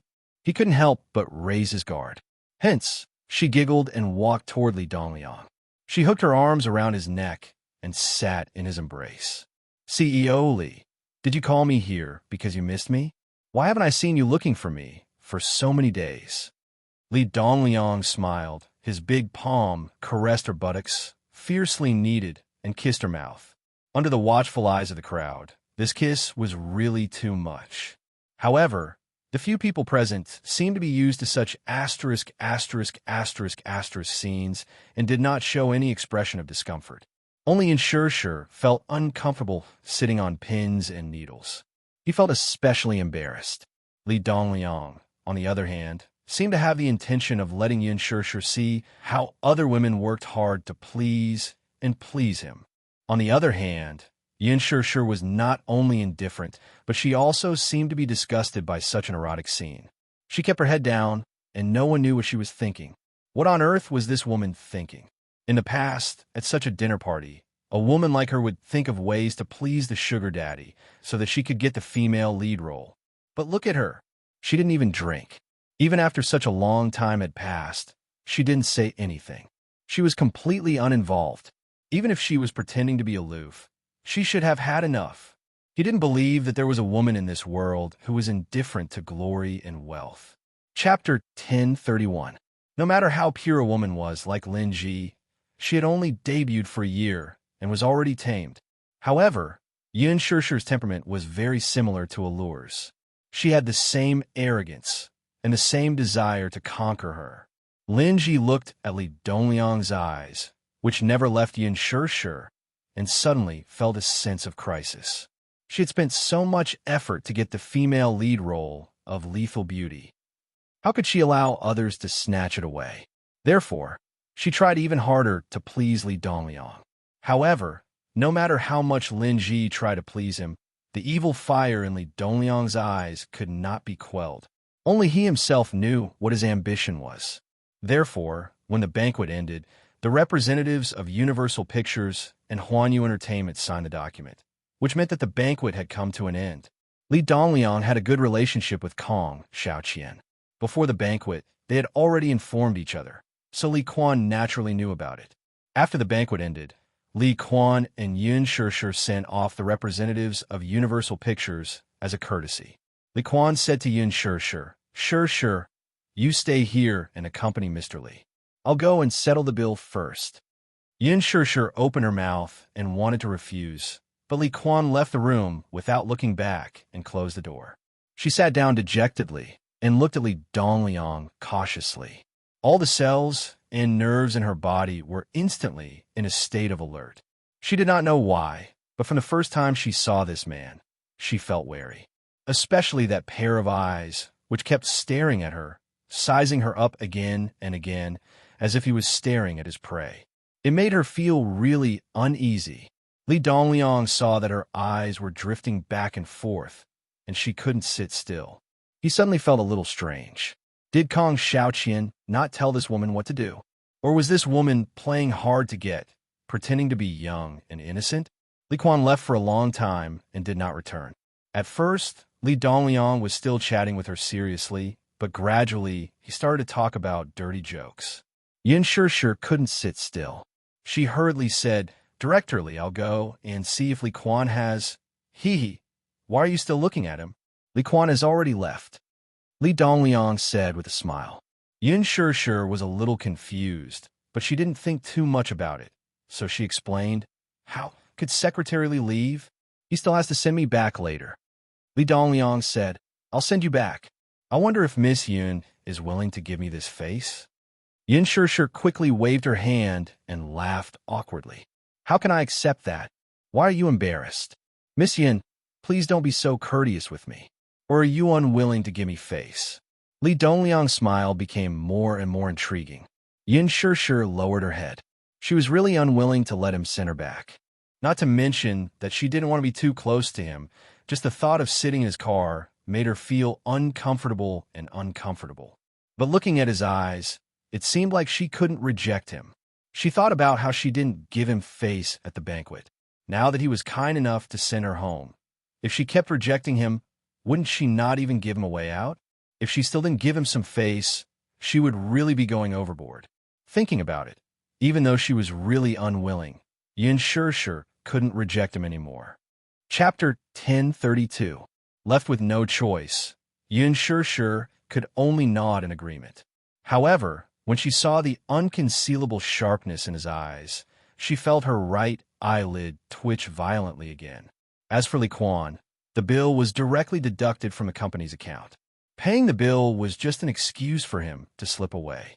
Kong Xiaoqian had already told him that Yun Shishir was a gift for Li Dongliang, so she reminded him to leave after the meal. As for Yun Shishir, she would leave her to Li Dongliang to enjoy. Li Quan could naturally tell that Yun Shishir was kept in the dark until now. She did not even know that this was not a dinner party, but a shocking scam set up by Kong Xiaoqian. The so-called dinner party was just for her to accompany an old man and sell her to him. In this materialistic era, having money meant having power. Li Dongliang's net worth was huge. Although his foundation was not deep, he was still a prominent entrepreneur in the capital. He was ruthless and was someone Li Quan could not afford to offend. Although he felt sorry for Yun Shishir and even felt that it was unfair, he could only think about it in his heart. Not to mention Li Dongliang. Even Kong Xiaoqian could crush him with a single finger. Just as he was thinking this, he walked out of the hotel and saw Mu Shi, who had just alighted from taxi, rushing toward the hotel's entrance. He was stunned and narrowed his eyes curiously. He seemed to recognize this girl. She was Yun Shishir's assistant and had a good relationship with Yun Shishir. Seeing her rush through the door, he hurriedly grabbed her wrist. She was stunned. When she looked up and saw Li Quan, her eyes lit up and she quickly asked, "Secretary Li," just in time, "I'm looking for Shishir. Did you see her?" He frowned and hesitated for a moment before asking, "Why are you looking for her?" Mushi was not wary of him and said impatiently, "I overheard Mr. Kong saying that Yun Shishir is accompanying a client at the company's entrance. So I rushed over. Where's Shishir? Where is she?" Li Quan pursed his lips and frowned. He asked curiously, She's just an unknown artist in the company. It doesn't matter who department head Kong wants her to accompany. Besides, it's normal for artists to accompany people to dinner. Hearing this, Han Xiaoxiao felt very uncomfortable. She couldn't help but frown slightly as she retorted, "Don't tell me it's natural for celebrities to eat with others? Wasn't this a little too much? Besides, you also know that Li Dongliang—" "Enough!" he interrupted her impatiently. "Mushi, aren't you already off work? Why are you here?" "Of course I'm here to find Sure. Mushi craned her neck and peered inside before grumbling. "I heard from Kong Xiaoqian that she made Yin Sure sleep with Li Dongliang. So aren't you worried?" When Li Quan heard this, he was a little flustered. However, he pretended to be serious and said coldly, "You can't talk nonsense like this. Be careful not to let department head Kong hear you and fire you." "But I clearly heard it with my own ears. How can it be fake?" With that, she wanted to barge into the hotel. "I'm going to find her." He hurriedly pulled her back. "Where are you going?" Chapter 1033. Li Quan sighed. "Stop fooling around, Mushi. Yin Sure has already returned to the company. You shouldn't stay here. Don't you still have to work tomorrow?" Yin Sure was wanted by Li Dongliang, and Kong Xiaoqian had already established a good relationship with him. How could he let her take her away? Besides, how could she afford to offend someone like Li Dongliang? "Really?" Mushi looked at him skeptically. "Did she return to the company?" He nodded without a change in expression. "Yes. What else could it be?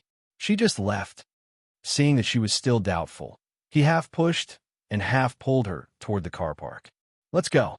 It's on the way. I'll send you home." She let him pull her arm in a daze, but she kept looking back at the hotel entrance, which was getting further and further away from her. She suddenly had a bad feeling. It was only when she got into the car and drove for a while that she realized that things might not be as simple as they seemed. She hurriedly shouted for him to alight. Of course, he was unwilling to stop the car. She started making a fuss in the car. "Secretary Li, let me out. I'm warning you. Yin Shure's identity is not simple. Don't think that she's just an ordinary artiste." "What? Are you threatening me?" Li Quan narrowed his eyes, the look in his eyes dangerous. She snorted and puffed out her chest. "What if I tell you that she's Chairman Mu's woman?"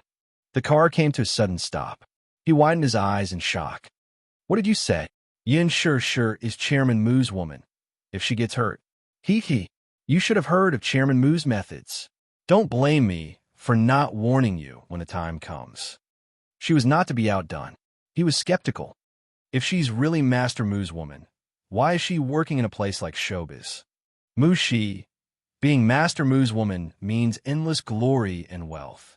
"Mushi, where did you get this rumor from? What a joke." She snorted and mocked his ignorance. She did not care what he thought and immediately got out of the car.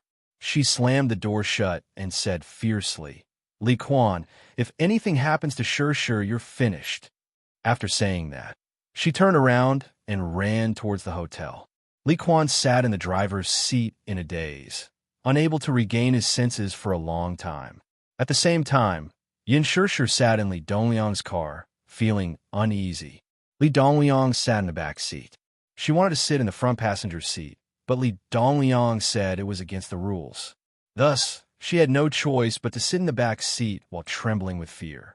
However, she deliberately kept a distance from him. She told the driver the address and sat close to the door. However, she saw that the road outside the car window was a little strange. She turned her head and reminded the driver, "Mr. Driver, this is not the way back to the company. We should have taken that path." The driver shook his head and smiled, but he didn't say anything. Li Dongliang teased, "Don't worry, he knows what he's doing. Is Miss Yin afraid that we'll sell you out?" Yin Sure shook her head and then lowered her head without saying anything. She fiddled with her fingers.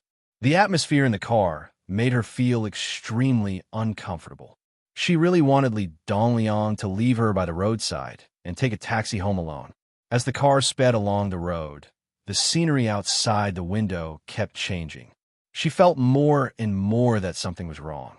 Chapter 1034. She sat up uneasily and leaned against the window to look around. She frowned and said, "This is clearly going in the opposite direction of the company." Li Dongliang smiled eerily and said, "Of course not." Yin Shishir turned around abruptly and asked, "Then where are we going?" She looked a little flustered and incredulous. Li Dongliang clearly said that he would send her back. Why'd he go back on his word now? What she couldn't understand was that she didn't know where he was taking her.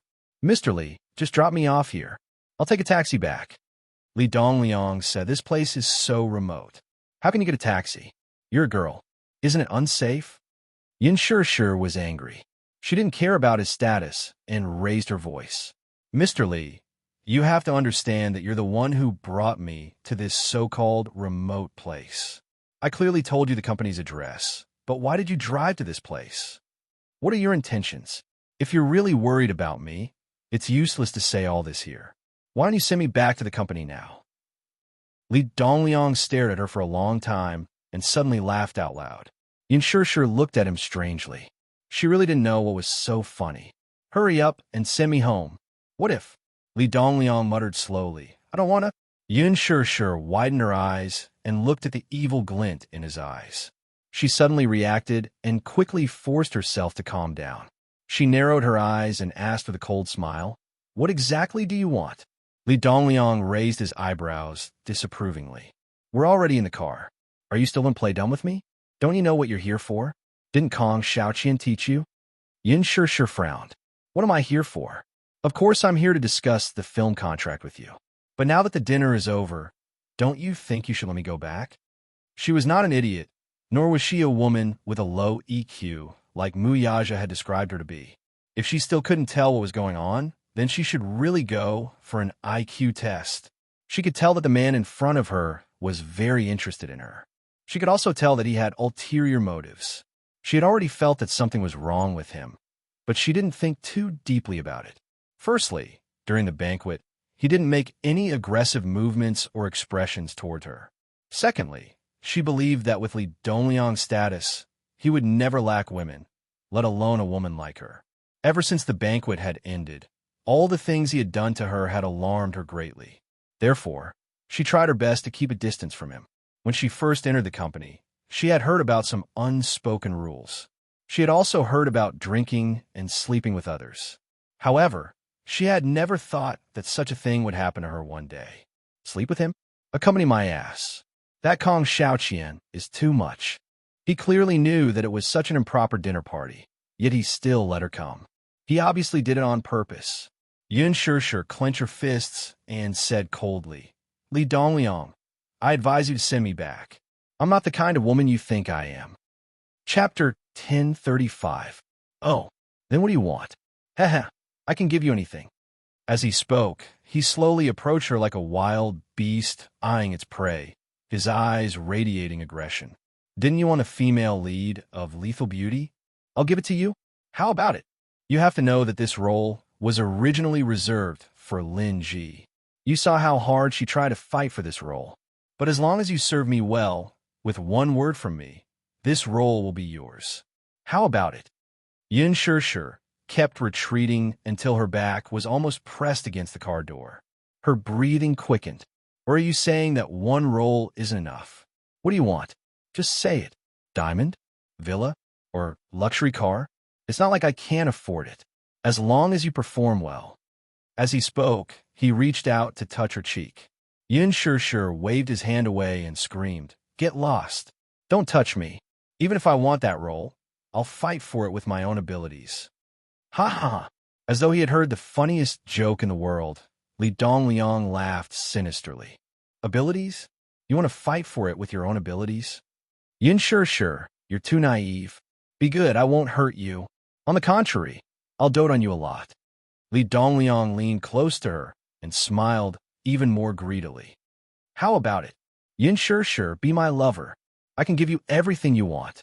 Wealth, status, and even power. Whatever you want, I can give it to you. Get lost. Get lost." Yin Shishir pushed him away with both hands. "I don't care about what you're saying. Get lost. Let me out of the car." "Why? Not enough?" Li Dongliang snorted coldly. The smile on his face suddenly disappeared, and his face turned gloomy. "Yin Shishir, I'd advise you not to be too greedy. I've never had much patience for women. When Yin Shishir heard this, she felt that his words were too harsh.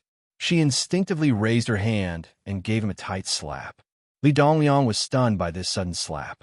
He covered his face and stared at her in a daze, as if he had never thought that this woman would have such guts. Yin Shishir also realized what she had done on impulse.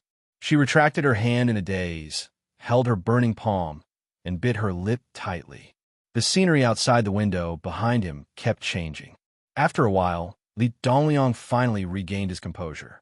However, he was so angry that he laughed. Yin Shishir, how dare you hit me? Yin Shishir raised her head and said word by word. Director Li, I think you misunderstood something. At first, I thought there was an important film appointment I needed to talk about. But I didn't expect this to be what awaited me. Since that's the case, I don't think there's anything to talk about between us. My work is over. It's my honor that you're willing to send me home. But if you're not willing, you can just leave me by the roadside. As for the lover, Diamond Villa, do I care? Even if I like it, Muyaja will give it to me. You don't have to do anything. Yin Shishir smiled and said, Muyaja. How many Muyajas are there in the capital? Although she didn't want to bring up Muyaja, she had no choice but to do so in order to protect herself. Chapter 1036. Only then did she nod her head in agreement. Li Dongliang suddenly grabbed her collar and pulled her to his chest. He gave her a hard slap and coldly reprimanded. Damn it! Are you toying with me, Muyaja? If you're really Muyaja's woman, why do you need to be in the entertainment industry? Bah! With your status, you still want to get close to young Master Mu? In your dreams. Why would he believe her words? Who was Muyaja? Muyaja was the leader of Disheng's financial group. What did Disheng mean? It meant that the stock market would tremble if Disheng stomped its feet. As Muyaja's woman, it meant that she was rich and powerful. Why would she need to be in the entertainment industry? What an international joke. It was not that he did not know Muyaja. How could he not know such a well-known name? Even if it's him, if he wants to gain a foothold in the capital, he must rely on the Mujia's protection. But what did this woman say? She claimed to be Muyaja's woman? To him, she was just a woman who was tossed aside after playing with her. Yin Shishir was caught off guard and fell on her seat. She was in a sorry state. Before she could get up, she was pinned down by him. Unlike Muyaja, this man did not know his limits. His entire weight was on her. Yin Shishir was having a hard time bearing the weight of a middle-aged man.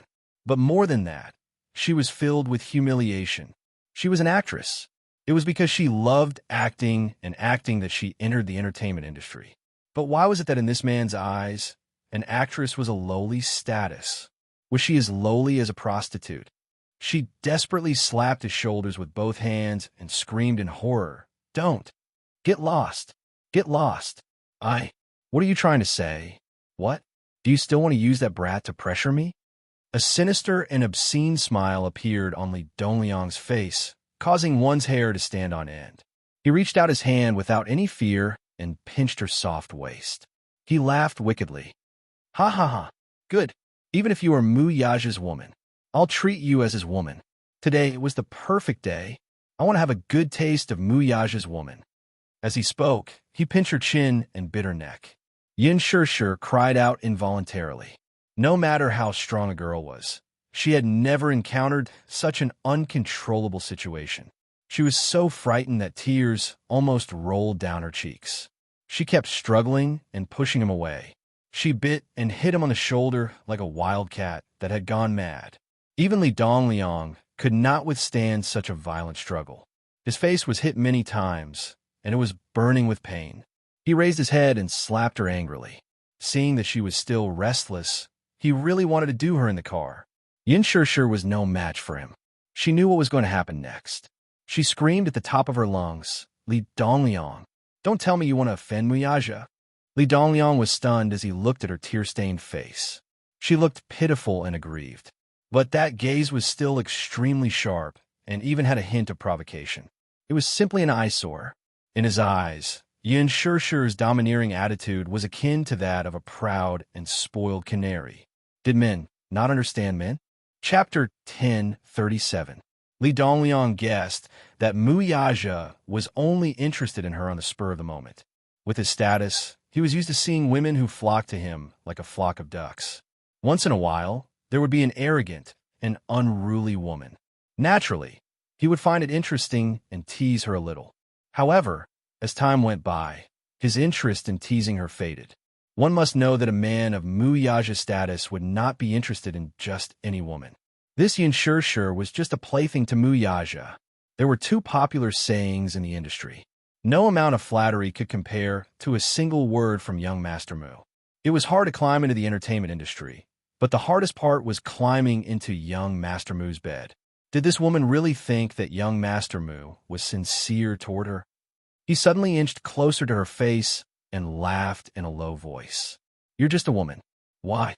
Is Muyaja allowed to lay his hands on you and press you under his body, but I'm not allowed to sleep with you? You're just a woman. How precious can you be? I don't believe that Muyaja would go against me for a woman like you. I want you. Who dares to go against me? Damn it. As he spoke, Li Dongliang's movements became more aggressive. Yin Shirshir clenched her fists in fear. She stared at him without blinking, afraid that he would do something scary. In this tense atmosphere, the chauffeur suddenly said respectfully, Boss, we're here. Li Dongliang looked at her and snorted coldly. He pushed open the car door and grabbed her hair harshly, practically dragging her out of the car. Yin Shirshir struggled all the way, muttering that name in her heart over and over again. Muyaja, Yaja. Late at night, a Bugatti Veyron stopped steadily at the hotel entrance. The car door opened, and a slender figure stepped out of the car. The man walked quickly into the hotel. The lobby manager walked up to him politely, and when he saw him, he immediately bowed respectfully with a humble smile on his face. Master Mu. Muyaja didn't even look at him. He just asked coldly, Where is he? His voice was low and cold, revealing a dangerous and oppressive aura, causing people to be shocked. However, he couldn't figure out the meaning behind Muyaja's words. The smile on his face froze for 2 seconds before he asked carefully, Young Master Mu, are you talking about? Muyaja's eyes suddenly flashed with a cold light. He grabbed him by the collar and said, I'm asking you, where is she? Are you playing dumb with me? The lobby manager was frightened. Even though he had seen many big scenes, he was still frightened by his aggressive appearance. He cried, Master Mu, I'm really sorry. I really don't know who you're looking for. Muyaja sneered. Very good. Just then, Mushi arrived. It was extremely difficult to hail a cab, so she practically ran all the way to the hotel. Li Quan said that Yin Shirshir had returned to the company, but she didn't believe him. She called Yin Shirshir's phone on the way, but it was turned off. She then called Yin Shirshir's spare phone, but no one picked up. Only then did she realize that things had gotten out of hand. She anxiously rushed to the hotel and saw the tall figure standing in the middle of the hotel lobby.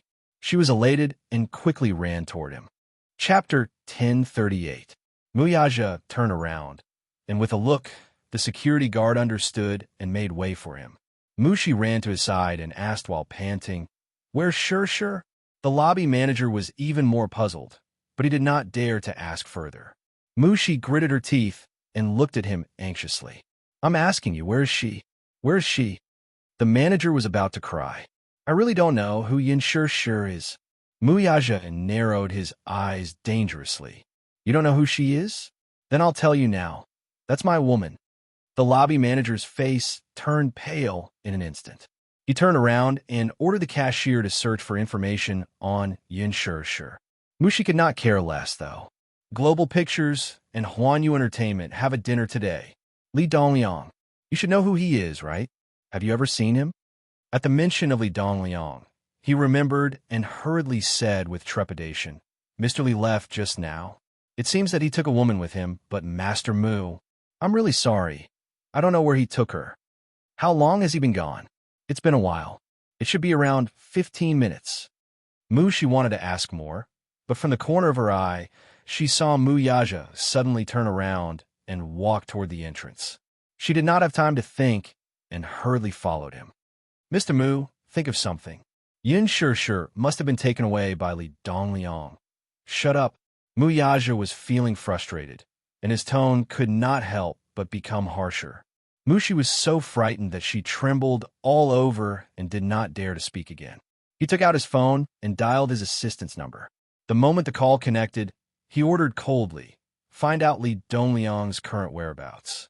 Now, immediately. Also, get the head of Huan Yu's PR department to give me a call." "Yes, Master Mu." Muyaja hung up the phone and got into the car.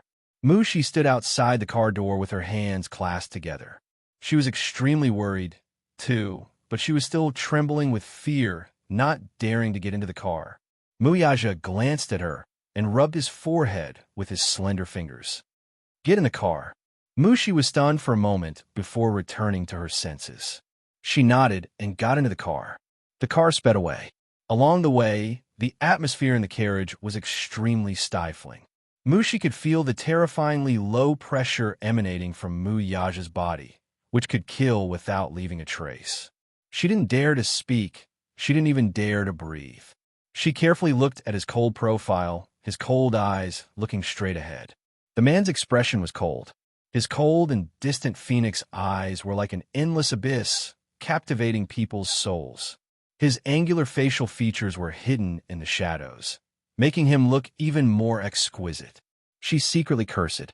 He must be extremely worried about Yin Shirsher now, right? In this extremely quiet moment, the phone suddenly rang. Mushi was startled. Muyaja glanced at her from the corner of his eyes and answered the call expressionlessly. "Hello, Chairman Mu.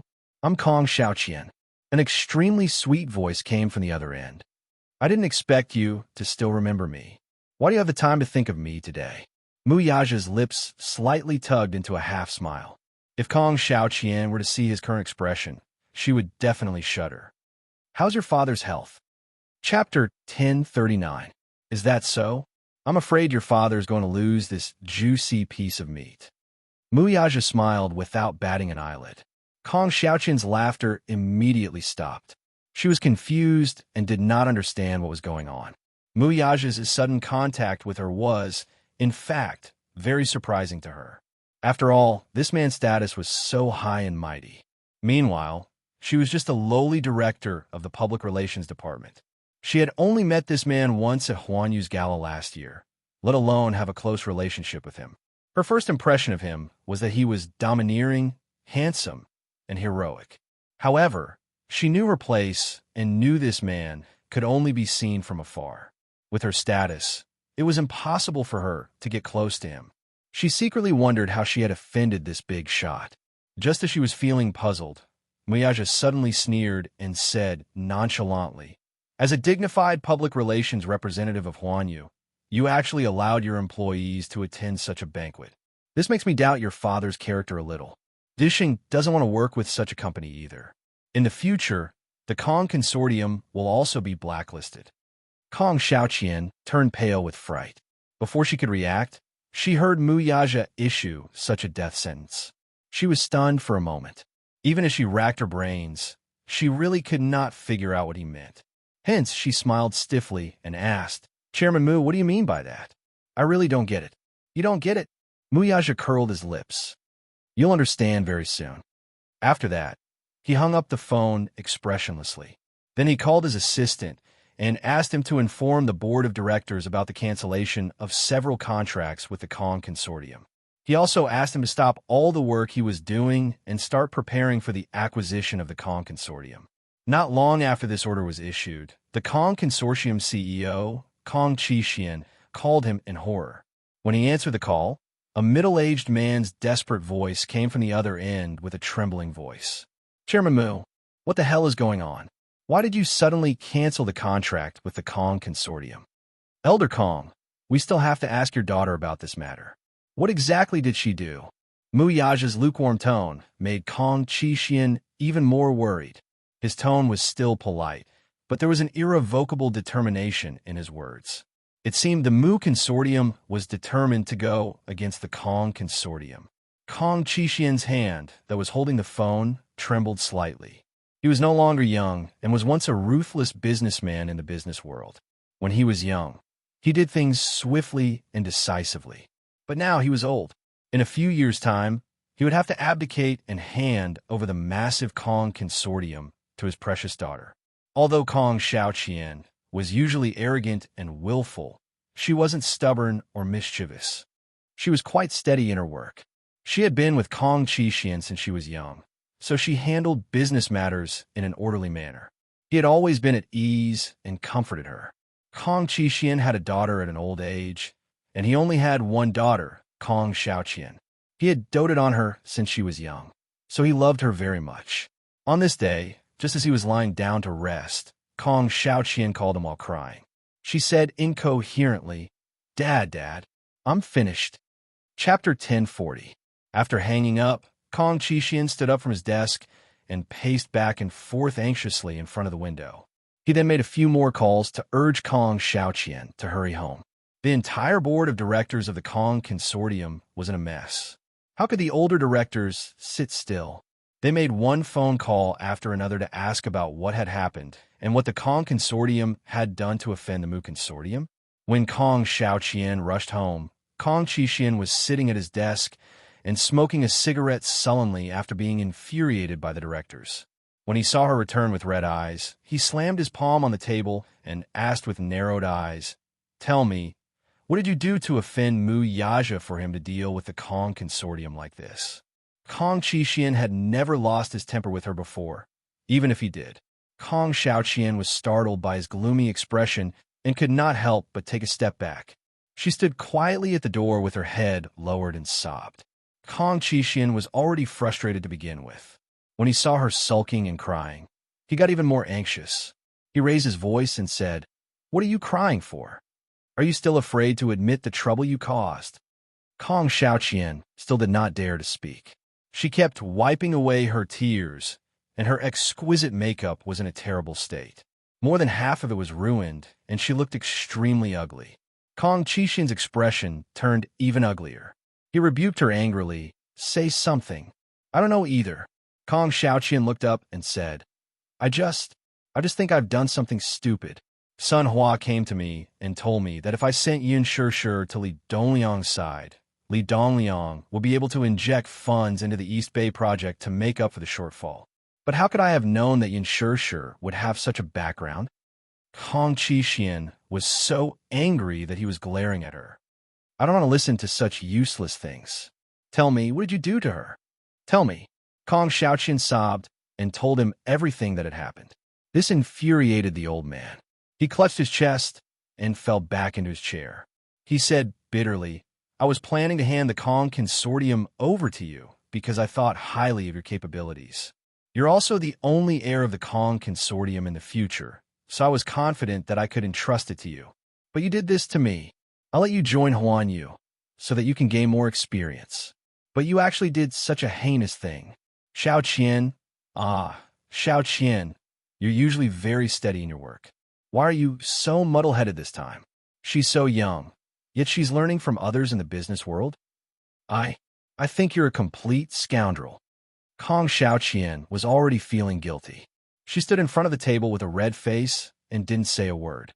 Kong Qixian patted his chest and finally managed to catch his breath.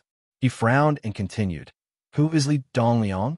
Why are you still hanging out with that old thing? Don't you know what kind of person he is? He likes to mess around. You know how much he likes to play with women. In this industry, who doesn't know that he has played with a few female celebrities? You clearly knew, yet you still sent her over. When did your heart become so vicious? Would that woman still be fine in his hands? What are you waiting for?" Kong Xiaoqian was still rooted to the spot. Kong Qixian glared at her and said angrily, "What are you waiting for?" Chapter 1041. Speaking of Li Dongliang, the big boss of Universal Pictures, he had played with many actresses. More than half of the artists and singers in the company had affairs with him. Everyone in the industry knew that there were not many artists who were packaged by Universal Pictures that were clean. This was a transparent rule within Universal. However, after seeing so many women with heavy makeup, Yin Shishir, who was pure and refined like a lotus flower, immediately aroused his desire to conquer her. Yin Shishir gave people a forbidden temptation. This kind of girl could not only make men want to conquer her, but also make them feel pity for her. It was exactly his favorite style. When he thought about how this kind of woman was taken by someone else, he was not without unwillingness in his heart. When he thought about how that man would be so close to her body and enjoy this sweet beauty as he wished, his heart felt like it was being scratched by a cat's paw. He could not help but feel angry and jealous. It was not that he had never seen a woman more beautiful than her. However, this girl had a bewitching temperament. That pair of flirtatious eyebrows, just a look, was extremely beautiful. Just thinking about that white and graceful body and those two slender and beautiful legs made Li Dongliang's heart itch unbearably. The tightness in his lower abdomen was extremely uncomfortable. After throwing Yin Shirshir into the bedroom and locking the door, Yin Shirshir immediately kept a safe distance from him. He narrowed his eyes and sized her up. The room was pitch black. The moonlight slanted in from the window and enveloped her whole body. She clenched her teeth tightly and frowned. Supporting herself with her arms, she pulled herself up. Looking at Li Dongliang, who was closing in on her, she could not help but step back vigilantly. Her breathing was a little hurried. You're not allowed to come over." Yin Shirshir shuddered. We're already here, and your little mouth is still so fierce. See how I'll deal with you later. See how I'll tame this woman later." Li Dongliang stared at her anxiously, but his hands did not stop moving. He took off his clothes without asking. In a flash, the middle-aged old man in front of her was half naked. It had to be said that the old lecher in front of him was really a bit of a blemish. He had a head of sparse hair and a square face. His cheeks were slightly sunken, but his eye bags were extremely full. Following his line of sight, his figure was really unsightly. His body was so fat that it oozed oil, and he had a beer belly. There didn't seem to be any muscles on his body. Yin Shirshir was shocked, and her mind went blank. Looking at Li Dongliang, she really didn't want to think in that direction. But even the dumbest person would know what was going to happen next. He was trying to force her to submit. Yin Shirshir was furious. She was being sent here, and they're like a cheap commodity. She had no dignity at all. She bit her lip, only to see the man walking towards her quickly. In an instant, her heartbeat seemed to have stopped, and her heart was stuck in her throat. She felt like she was suffocating. "Don't come over. Don't come any closer." She almost screamed out loud.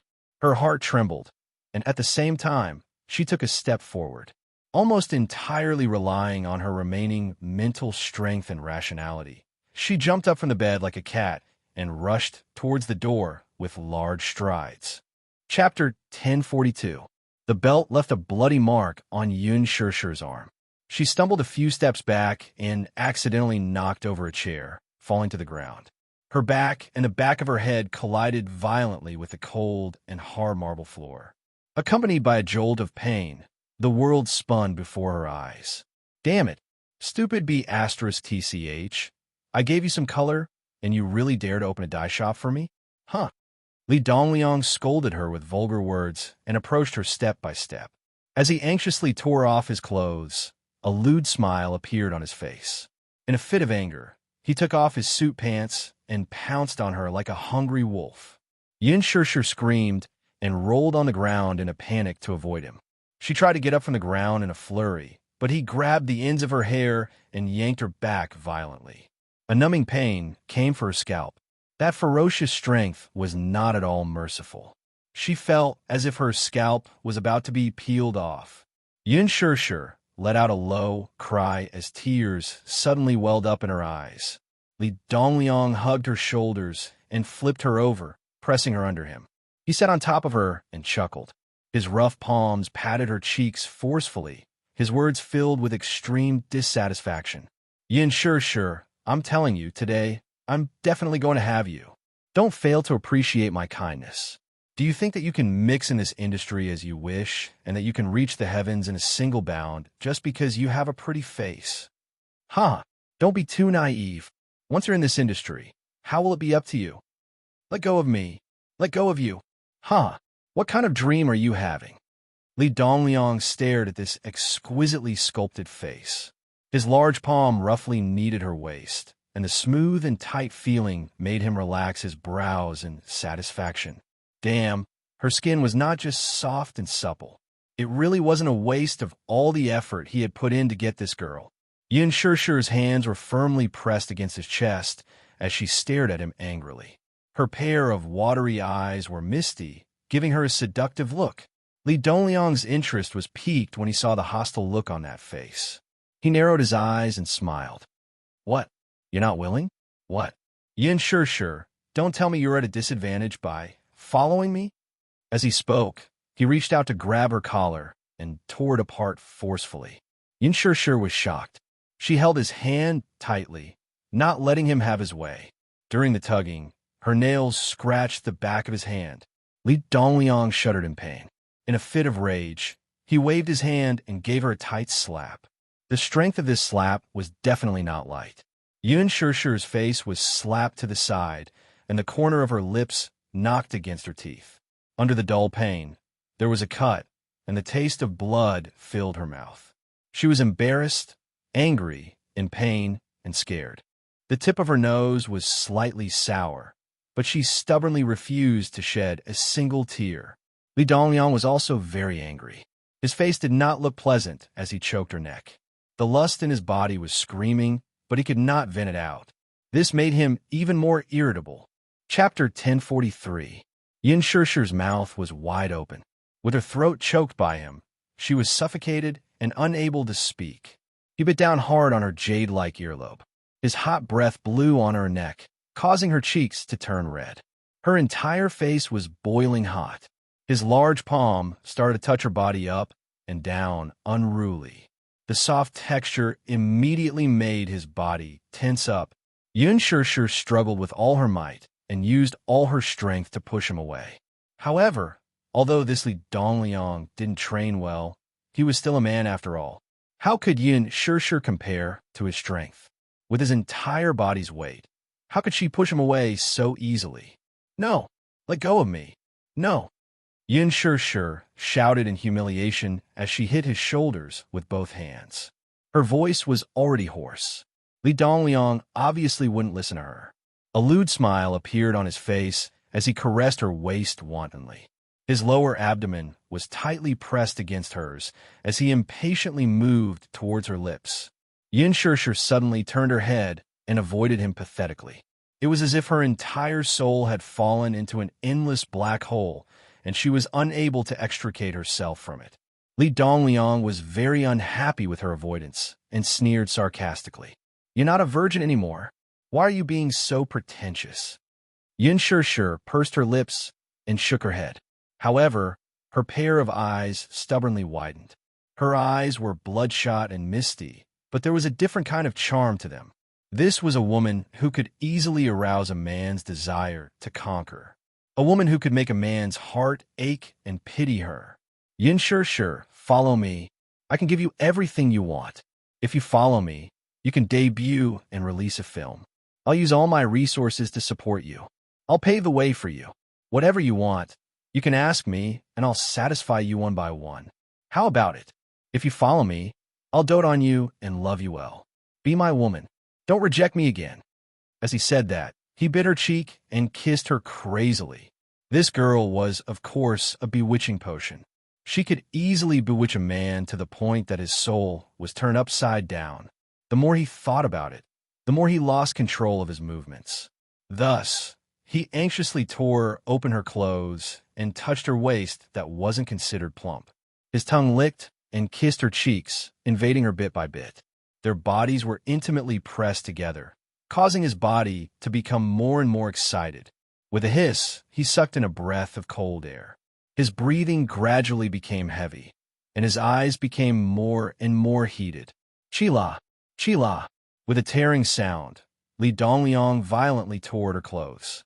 In the blink of an eye, her snow-white shoulders were exposed to his eyes. His large palm fiercely kneaded her waist, the corner of his mouth holding an extremely lustful smile. The man madly nibbled on her shoulder, infatuatedly murmuring, "Ching-chung, ching-cha." Yin Shirshir was completely stunned by his aggressive actions.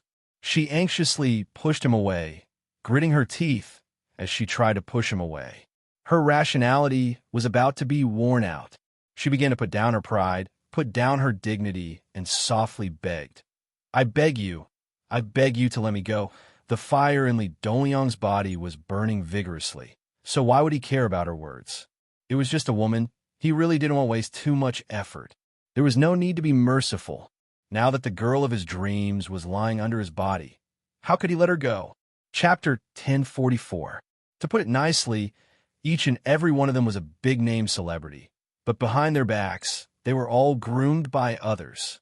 Which of them relied on their own power to make a name for themselves? To put it bluntly, in Li Dongliang's eyes, those were all high-class prostitutes. Even if they were extremely clean and pure when they first entered the industry, after some time, how many of them were pure and untainted after entering this big dirty vat? As he thought about it, his movements became more nimble. Just like that, he pressed her firmly onto the ground and carelessly kissed her cheeks. However, he saw that her head kept turning and dodging. He did not linger and unbuckled his belt with one hand. With a swing of his other hand, he took off his pants and started to tug at her pants, intending to cut straight to the chase. Yin Shishir was so sensitive that she shuddered. Looking down, she saw that he had exposed an ugly part of himself. She almost wanted to vomit. Her last bit of rationality was completely worn out. Almost crazily, she bent her knees and hit his crotch hard. Ouch! The most vulnerable part of man was hit hard. Li Dongliang was in so much pain that he immediately arched his back. His body tilted, and he stiffly fell to the ground. Yin Shishir took a few steps back and saw that he was pointing at her with a trembling finger. His face was full of disbelief. It was as if he had never expected that this little woman would be so chaste. After a while, he spat out a few words forcefully, as if squeezing each word out from between his teeth. Damn it. Stinky B******. Yin Shishir stood up shakily. Her blood-red eyes stared at him fiercely, as if she was afraid that he would pounce on her at any time. Her face was full of vigilance. As she watched him, she retreated in the direction of the door. With one hand, she turned the doorknob, but she could not open it. She just remembered that the door was locked from the inside and needed a key card to unlock it. Yin Shishir rushed into the living room again. The man was still lying on the ground. His body was twisted in a strange position, as if he was in extreme pain. His forehead was covered in cold sweat. As he cursed, he glared fiercely at her. The lights were a little dim. She scrambled around the living room to look for something. Behind her, Li Dongliang saw her rummaging through the cabinets, as if she was looking for something. He panted and laughed. Huh, are you looking for this? Yin Shishir turned her head impatiently, only to see Li Dongliang slowly take out a blue access card from his pocket. Her pupils constricted as she shouted, Give it to me. Have you forgotten? What did I say? Li Dongliang struggled to stand up and said word by word, Don't even think about walking out of here tonight. After saying that, he took out a medicine bottle from his clothes. Aphrodisiac. After being frightened by her just now, they had all wilted. After all, at a certain age, one's energy was not as good as before. After taking 2 pills, Li Dongliang's face was flushed red and he was in high spirits. Damn, this woman is really hard to deal with. However, he loved this kind of tone. The harder it was to find a wild animal, the easier it was to arouse his desire to conquer it. Thinking of this, he walked closer to her step by step, just like a wild beast waiting for an opportunity to capture its prey. Yin Shishir retreated step by step until she was forced into the dining room. From the corner of her eyes, she saw the scissors on the counter. Her fingertips started to tremble, and there was a tinge of hesitation and struggle in her eyes. Chapter 1045. From this angle, Li Dongliang couldn't see clearly what she was doing and guessed that she wouldn't be able to cause any trouble. Instead, he had forced her into a corner, and she had nowhere to escape. Hence, he pounced towards her. Yin Shishir turned pale with fright as she gave a low cry and turned around, aiming the scissors at him. Don't come over. Li Dongliang stopped in his tracks as he looked at the weapon in her hand, which was glowing with a cold light, and suddenly laughed. Are you threatening me? Using scissors. Do you dare? Do you dare to stab me? Li Dongliang was certain that she wouldn't dare to do such a foolish thing as he pressed on. Yun Shirshi's hands were trembling, and her lips were white as she looked at him warily as she screamed, "Don't come over! Don't come over!" Li Dongliang kicked her hand. Yun Shirshir felt a pain in her wrist, and the scissors fell to the ground. Li Dongliang immediately went forward and grabbed her hair and gave her a slap. "Pa!" Yun Shirshir let out a muffled groan as she stumbled and leaned against the wall. Her body slid down along the wall weakly. Li Dongliang pounced on her and grabbed her by the collar. She struggled to prop up her exhausted body and slowly raised her face. Her extremely pale face was half-stained with tears. Her pair of moving and beautiful eyes were dim and dull like agate jade covered in dust. Blood trickled from the corner of her lips. Her miserable appearance was like that of an injured animal, which could not help but arouse one's pity. Li Dongliang held her face and pinched hard with his fingernails, leaving a few dark red blood marks on her face. Yin Shirshir sucked in a breath of cold air from the pain and suddenly regained some consciousness. She opened her eyes and stared back fiercely as she gritted her teeth and said, "Li Dongliang, you bastard! Scum! Quickly let me go! Let me go!" "Scum? Huh? Yin Shirshir, don't you know the rules? I'm telling you clearly that I'm going to have you today." Li Dongliang waved his hand and gave her another slap.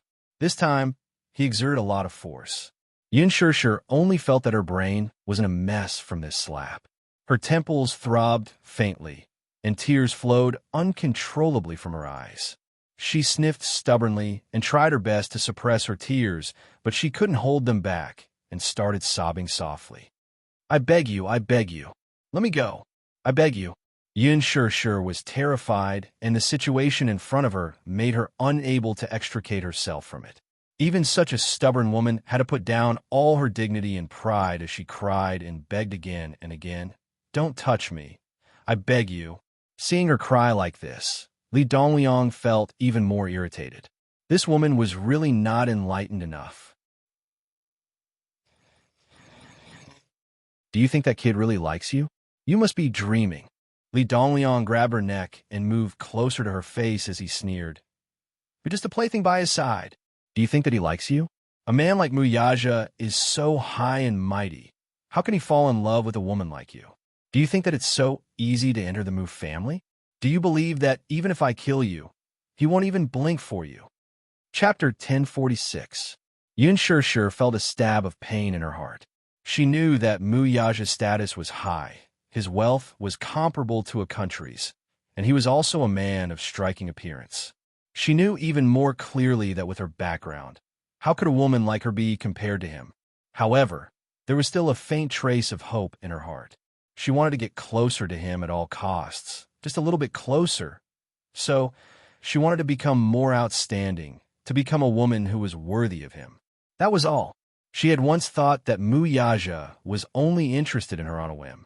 Perhaps one day in the future, he would suddenly feel sick of her and lose interest in her. Then, he would coldly push her out of his world. But then she thought of how he cared for her, and how he doted on her.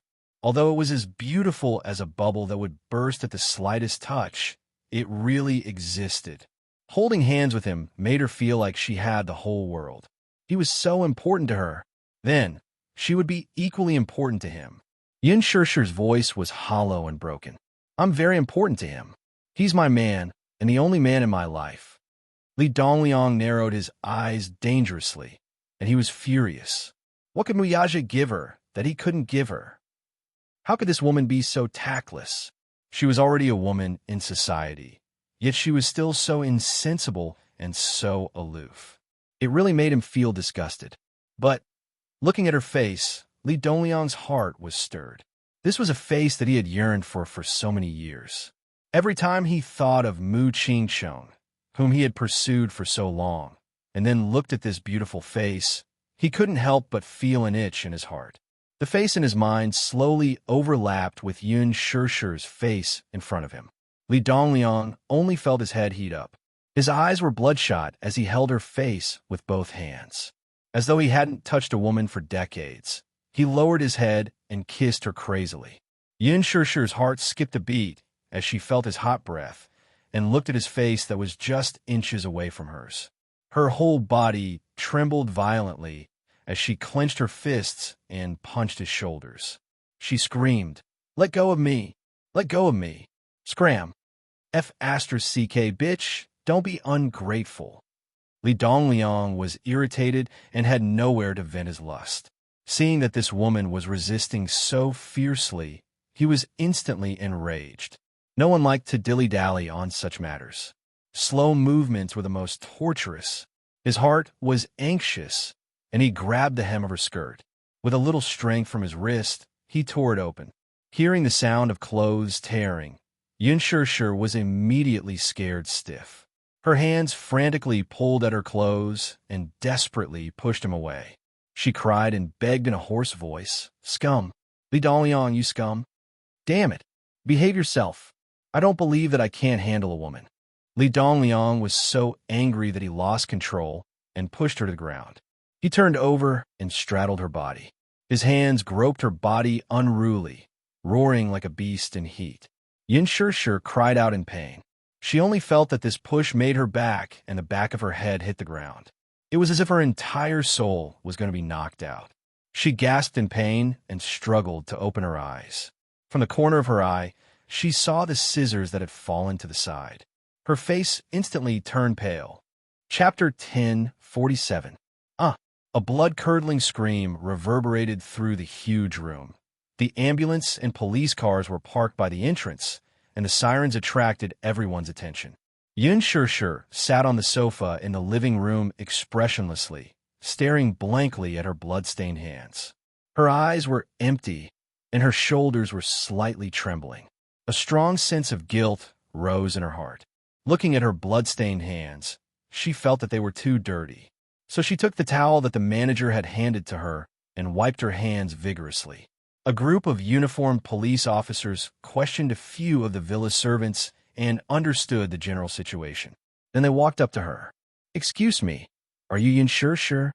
Yun Shishir lifted her head sluggishly and saw a few uniformed police officers coldly sizing her up with their heads lowered. She nodded blankly and couldn't help but furrow her brows.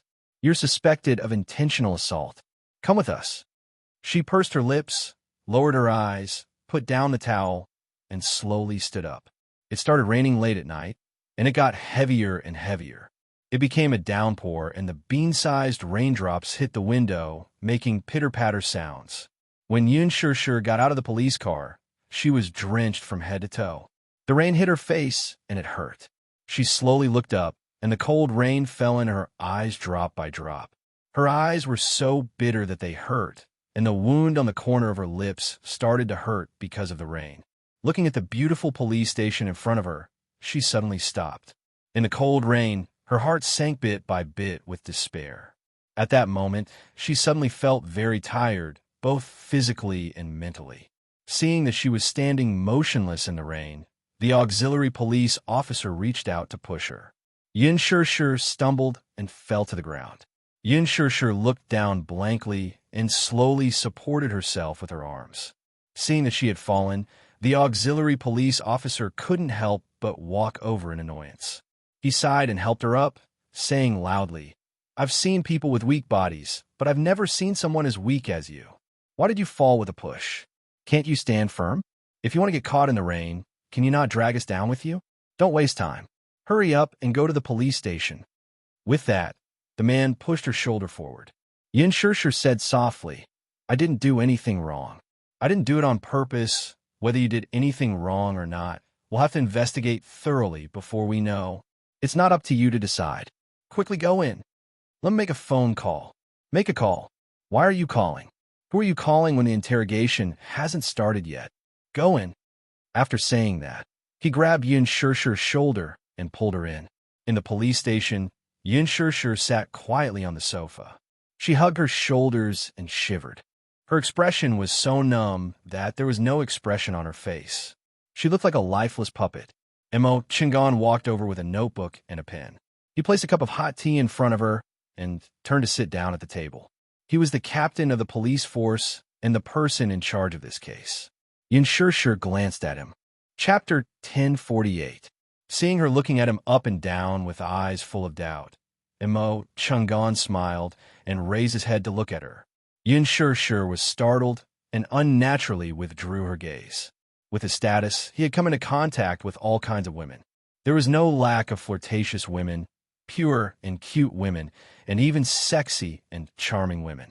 But he really didn't know how to define the girl in front of him. In terms of cuteness, she had a very sexy figure.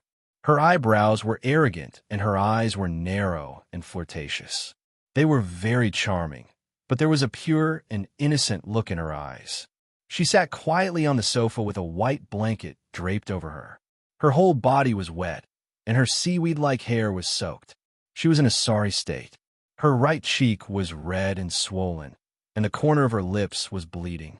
There were some bruises on her slightly exposed shoulder, and her clothes were disheveled. There was a tear on her collar, and it looked like she had been raped. He roughly understood the situation from the servants in the villa. He also learned that this girl seemed to be a newcomer in the entertainment industry. He didn't pay attention to the entertainment industry, so he naturally didn't know who she was. She was the one who called the police, so it could be considered a surrender. He learned from the servants that this girl was dragged all the way to the villa by Li Dongliang. At that time, she seemed to be unwilling. Not long after, she ran downstairs with hands full of blood to call the police. The unspoken rules of the entertainment industry, that was his guess. In the entertainment industry, sending women to sleep with producers, big bosses, or investors was a common thing.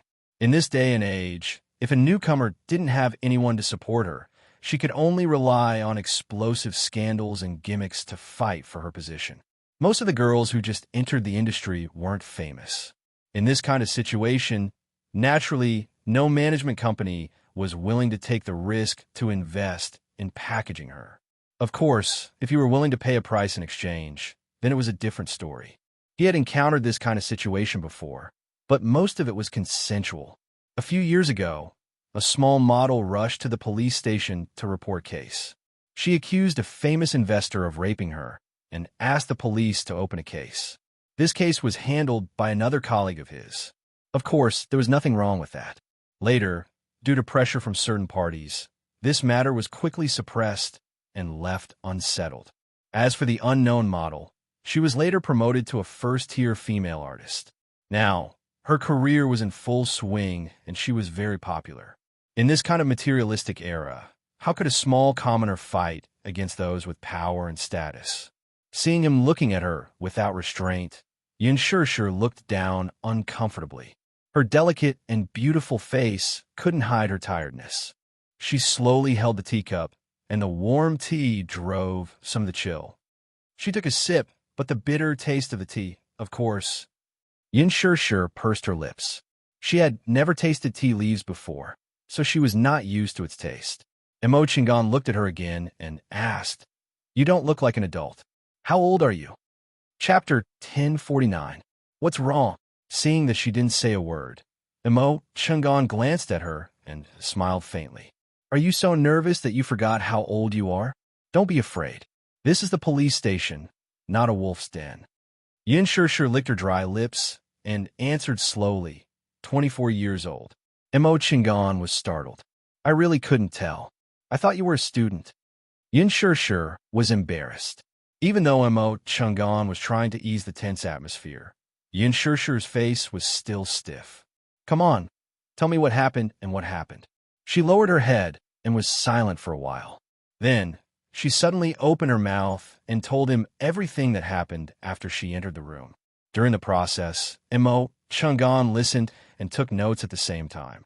From time to time, he would raise his head to look at her face. Surprisingly, there was no sign of panic or fear on her face. On the contrary, compared to her expression when she first stepped into the station, her face was very calm. He had to admit that this was a beautiful girl. At that moment, she lowered her head and calmly narrated. Her eyes were slightly closed, and her thick eyelashes were long and curly. When she spoke, she trembled slightly. It was really pitiful. Her two beautiful collarbones were like jade, rising and falling as she breathed. Just by looking at her, just the opening and closing of those red lips made her infatuated with them. He was secretly criticizing Li Dongliang in his heart. Why do you want to get this girl by hook or by crook? This girl did have the capital to make people go through so much trouble. Yin Shishir did not notice the unreadable look in his eyes as she continued to confess. Mo Chingan also reined in his wandering thoughts and listened attentively. However, the more he listened, the more his brows furrowed. If his first impression of her was that she was beautiful, his second impression was that she was arrogant, and his third impression was that she was passionate. This kind of girl, in this kind of era, would either fall and bleed in a hypocritical society or easily offend people she shouldn't. Naturally, she was the latter. It wasn't that he didn't have any sympathy for her. However, compared to sympathy, he felt more pity. After she finished telling him what had happened, Mo Chingan checked the records with her and circled a few places that she had missed. After modifying it, he asked her to put her fingerprints one by one. Mo Chingan lowered his head and began to write a summary of the case. As he wrote, he said faintly, "Your name is Yun Shishir, right?" She nodded. "Yes. You're such a silly girl. You've really made a big mess out of this. Li Dongliang is not someone you can afford to offend." Yin Shishir said nonchalantly, "Indeed, I was in the wrong. I was the one who hurt someone. So even if you want to detain me, arrest me, or convict me, I have nothing to say. But this should be legitimate self-defense." But that man was suspected of rape and molestation first. According to the law, that Li Dongliang should also be punished. According to the law, she could request to be judged as legitimate self-defense. Mo Chingan shook his head helplessly. He raised his head to look in her eyes and asked in a low voice, "Do you think the rules of this society can be explained with simple words?" Yin Shishir was stunned. She looked up in disbelief and frowned at him. Chapter 1050. Mo Chung and looked at her calmly and said in a low voice, "Do you know who you've offended?" Yin Shishir, let me tell you what's going to happen next so that you can be mentally prepared. After a pause, he leaned closer to her and said in a low voice, "Soon, the phone on the police station's desk will ring. The man who's calling is a high-ranking official. He has a good relationship with Li Dongliang and is in a high position. First, he'll inform the chief that I'm no longer in charge of this case. Then, you'll be detained for 24 hours. During this long period of time, many unexpected things will happen. Then, someone will take my place to try this case. What does this mean? It means that you no longer have the right to speak as a citizen. This is a simple physical conflict case with no justifiable defense. This case may become a serious and vicious criminal case. It's undeniable that your crime will be aggravated. The reason for your conviction will be unimaginable, but no one will dare to question the authenticity of this reason. Of course, no one will question your rights. To put it bluntly, you'll be forced to confess under torture. Then, you'll go to court to be tried and sentenced. It may be a few decades or even life. If you're lucky, you'll spend the rest of your life in prison. But do you know? In prison, too many unknown things happen. Some people even go to prison and never see the sun rise again. Reality is so cruel. After that, he leaned back in his chair. His face was calm as he picked up the teacup on the table and took a sip.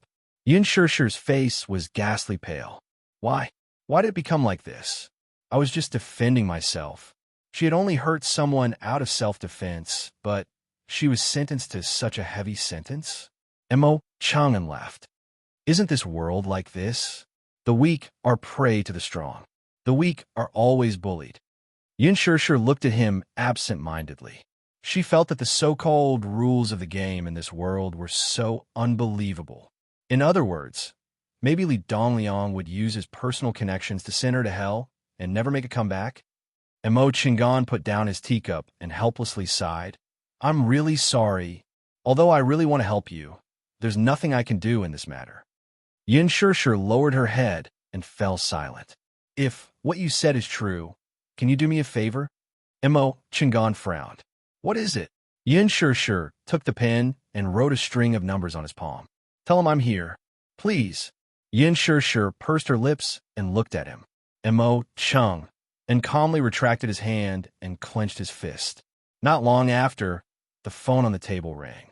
The sudden ringing woke her up from a reverie. Her shoulders trembled as she looked at the phone with a pale face. The bureau chief patted his stomach and stood up. He walked to the table and picked up the phone. His expression immediately became respectful, and he answered one by one with a smile. Mo Chung, Anne's face was expressionless as he crossed his arms over his chest. There was a hint of depression between his brows. Chapter 10:51. What happened next was just as Mo Chung had said. Not only was he transferred from the case, but she was also detained by the police. The moment she stepped through the door, she really began to feel at a loss, because she didn't know what was waiting for her after 24 hours. Seoli, calm down, calm down. It's not a big deal to be angry, but it will hurt your health. Don't make things difficult for yourself because of a little girl. Here, I sincerely apologize to you on her behalf. Apologize? Is an apology useful? Even if that girl kneels at my feet and begs me to let her go, it won't help. Sunhua, I'm telling you, I'm not done with you. How can you do this? In a hospital ward, the atmosphere was as cold as ice. Li Dongliang was lying on the bed with a frosty expression. His eyelids were heavy as he leaned against the headboard without looking at anyone. Sunhua, on the other hand, did not have a way out. He could only brace himself and stand by the bed, bowing and groveling. His face was already alternating between green and white. While he could not help feeling annoyed with Yin Shishir, he still had to put on an apologetic smile for Li Dongliang. How could he have known that such a big thing would happen? He originally thought that no matter how unwilling Yin Shishir was, she was at most an unruly kitten. Once she sharpened her claws and taught her a lesson, she would naturally be obedient. However, he didn't know that not long after he left, this chaste girl stabbed the big boss with a pair of scissors. Look at that. Damn it, the wound wasn't shallow. If it was anyone else, their heart would be burning with rage. He raised his head and stole a glance at Li Dongliang's gloomy face. His back started to break out in cold sweat. He thought to himself, if I had known, I wouldn't have tried so hard to send this girl here. A strong woman like Yin Shishir should be sent to the mafia boss for a good lesson. No matter how hard a bone was, it could be tamed. But now she had offended this big shot in front of him. Li Dongliang, who was he? Who in the capital didn't know this man? Although he was the boss of an entertainment company in name, he had connections behind the scenes. In the early years, this Li Dongliang was not very mature. However, when the company was just established, he had many bad ideas. How did Universal Pictures come to be? Wasn't it all because of some high-ranking officials, the heads of the government, and the leaders of the underworld?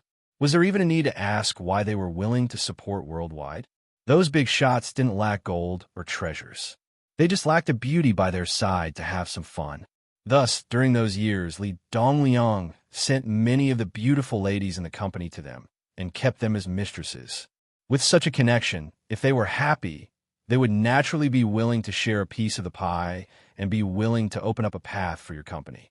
Therefore, Li Dongliang, whether it was in the legal world or in the underworld, as long as he had some power, he would have some connections, not to mention those who were inextricably linked to him in the dark. In the capital, he was a big shot who could do whatever he wanted. Anyone who saw him would have to give him some face. Now, could Yin Shishir still hope that there would be a way out? Chapter 10:52. Regardless of anything else, just the relationship between Li Dongliang and a certain high-ranking official in the capital was enough to suppress her. Not to mention the day of comeback. It would be a blessing if he was not implicated. Now, it was already difficult for him to think about how to protect himself. How could he still have the time to think about that girl's safety? Damn it, she deserved to die. How could she be so unruly and ungrateful? Thinking about other artistes, they were quite well-behaved. Why was it that when it came to him, he had to deal with such a person? He really could not figure it out. In the midst of a myriad of thoughts, he felt helpless, indignant, worried, but more than that, he felt fear and uneasiness. Li Dongliang glanced at him expressionlessly and sneered. Why are you still standing here? Do you still think I didn't make myself clear? Get lost. Don't be an eyesore. Sunhua gritted his teeth. How could he leave? He had not made things clear yet. He was afraid that he would find trouble with him later. He was still counting on Li Dongliang to make a living. He could not fall in front of this girl. He lowered his voice and said, "Boss Lee, I'm really sorry. I didn't expect Yin Shishir to be so unruly, and I didn't expect such a thing to happen." Li Dongliang glared at him fiercely and sneered. "Sun Hua, I don't want to waste my breath. Don't create any more trouble for me. Didn't I ask you to settle the matter properly? Ah, you're just a small singer. Why didn't you learn how to read people's expressions for a living? What's wrong?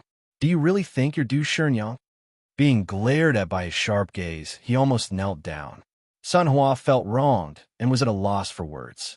He felt like he had bitten a mouthful of bitter and astringent coptis. "Boss Lee, I'll kneel down to you, okay? I'll let you deal with this girl, but please let me go. Otherwise, I'll be so wronged.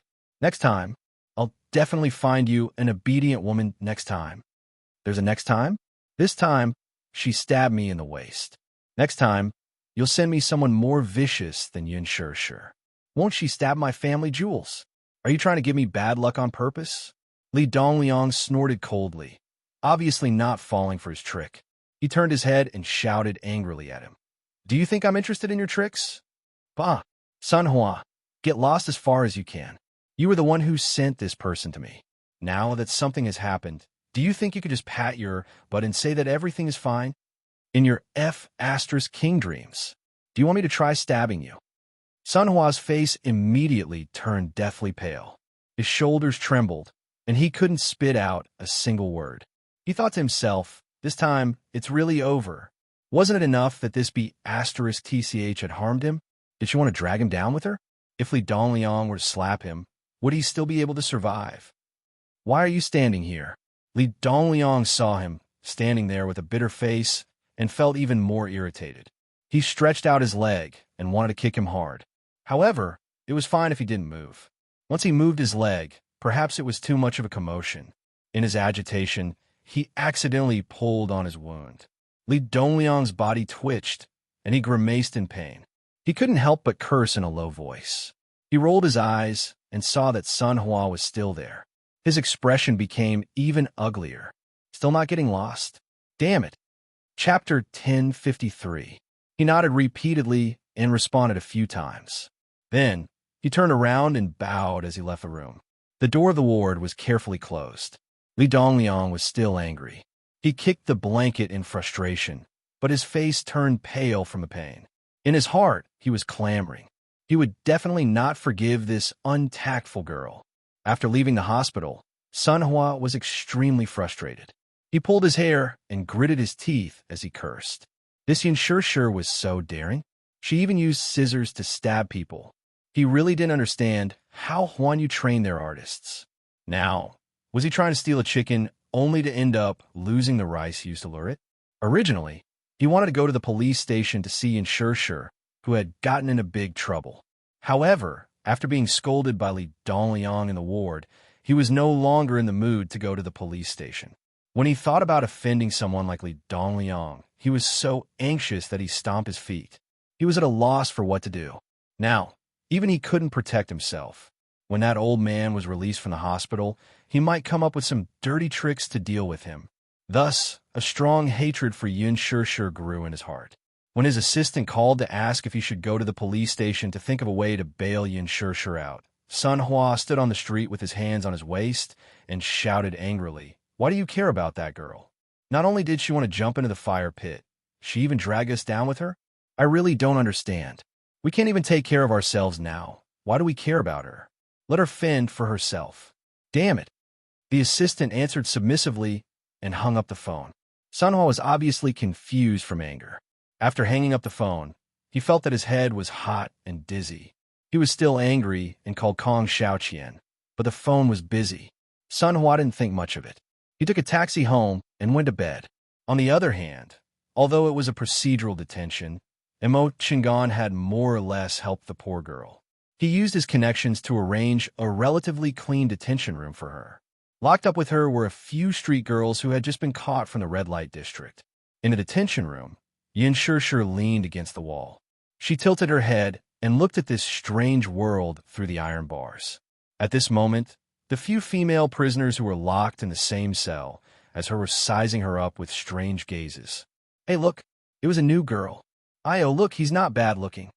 Sure, don't let others hear you. She's looking over. A femme fatale's face, dressed so coquettishly, how immoral. In my opinion, maybe they were also caught from the red light district? These days, the red light district is very strict. Don't talk about it. Maybe she's not a young lady.